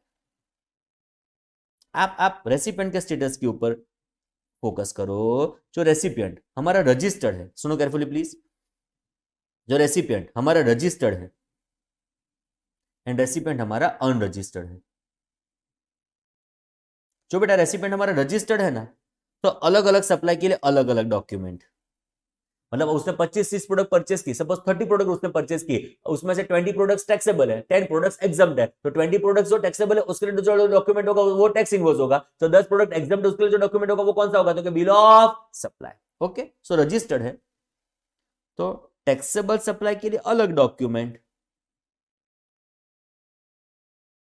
एंड एग्जम्प्ट सप्लाई के लिए अलग डॉक्यूमेंट। टैक्सेबल सप्लाई के लिए तो टैक्स इनवॉइस, एग्जम्प्ट सप्लाई के लिए तो क्या बिल ऑफ सप्लाई। बोलो जीवन में फावशे? कोई तकलीफ ना? दोनों सप्लाई एक साथ आपने लेटर से शॉपिंग किया, टैक्सेबल के साथ एग्जाम सप्लाई, दोनों मिक्सिंग था, merging mixing merging mixing merging, तो क्या करेंगे, रेसिपिएंट रजिस्टर्ड तो डिपेंड करेगा टैक्सेबल सप्लाई के लिए टैक्स इनवॉइस, एग्जम्प्ट सप्लाई के लिए बिल ऑफ सप्लाई। बट जो रेसिपिएंट अनरजिस्टर्ड है तो एक नया डॉक्यूमेंट आपको यहां पे सीखने को मिलेगा friends, it is invoice cum bill of supply. एक नया डॉक्यूमेंट याद रखना, डॉक्यूमेंट का नाम बोलो, it is invoice cum bill of supply. मतलब जो टैक्सेबल के साथ एग्जाम सप्लाई मिक्स किया हुआ है, रेसिपिएंट उसमें अनरजिस्टर्ड है, तो डॉक्यूमेंट जो हम इश्यू करेंगे वो डॉक्यूमेंट कौन सा होगा, बोलो बेटा फटाफट, invoice cum bill of supply. Done है, चलो शुरू हो जाओ। खाली टैक्सेबल सप्लाई किया टैक्स इनवॉइस, खाली एग्जाम सप्लाई होगा बिल ऑफ सप्लाई, कॉम्पोडा it would be bill of supply. Next taxable के साथ एग्जाम सप्लाई किया, रेसिपिएंट रजिस्टर्ड रजिस्टर्ड रजिस्टर्ड, अलग अलग सप्लाई अलग अलग डॉक्यूमेंट, टैक्सेबल सप्लाई के साथ टैक्स इनवॉइस, एग्जाम सप्लाई के साथ कौन सा होगा, बोलो बेटा बिल ऑफ सप्लाई। बट जो रेसिपिएंट अनरजिस्टर्ड है डॉक्यूमेंट कौन सा होगा, बोलो बेटा फटाफट, invoice cum bill of supply. Clear है? डन। क्या क्या अभी तक हमने डिस्कस किया, हम छोटा सा ब्रेक ले, उसके पहले एक लास्ट पॉइंट, क्वेश्चन पे ध्यान दो। Patel and Sons is a manufacturer of goods who has opted for composition levy under section 10. What is section 10? अभी तक डिस्कस किया नहीं है। चैप्टर कौन सा आएगा, charge of GST. Okay, it will issue, बोलो ये कॉम्पोडा है, कॉम्पोडा है, क्या इश्यू करेगा, तो bill of supply to the buyers of goods and not the tax invoice. क्यों ऐसा, as it does not collect tax from the customer और फ्रॉम द बायर्स। ये कंपोजिशन स्कीम वाले टैक्स कलेक्ट नहीं करते, सो डॉक्यूमेंट कौन सा इश्यू करेंगे, बोलो फटाफट, it will B bill of supply. तो यहाँ पे कंपोजिशन लेवी, डॉक्यूमेंट कौन सा, बोलो बेटा फटाफट, बिल ऑफ सप्लाई। डन। चलो क्या क्या अभी तक हमने डिस्कस किया वो आपको फटाफट एक बार बता दूं, खाली नाम बोलेंगे। Section 31 subsection 1, section 31(2), 3A B C। चलो 31(1) गुड्स, 31(2) सर्विसेज, अरे 31(3) डॉक्यूमेंट्स। चलो डॉक्यूमेंट्स 31(3)A आरटीआई मतलब RTI, 31(3)B no tax invoice, 31(3)C bill of supply. बोलो क्लियर? डन है। एक छोटा सा ब्रेक ले, बाद में वापस एक बार इस चैप्टर को हम आगे बढ़ाएंगे फ्रेंड्स।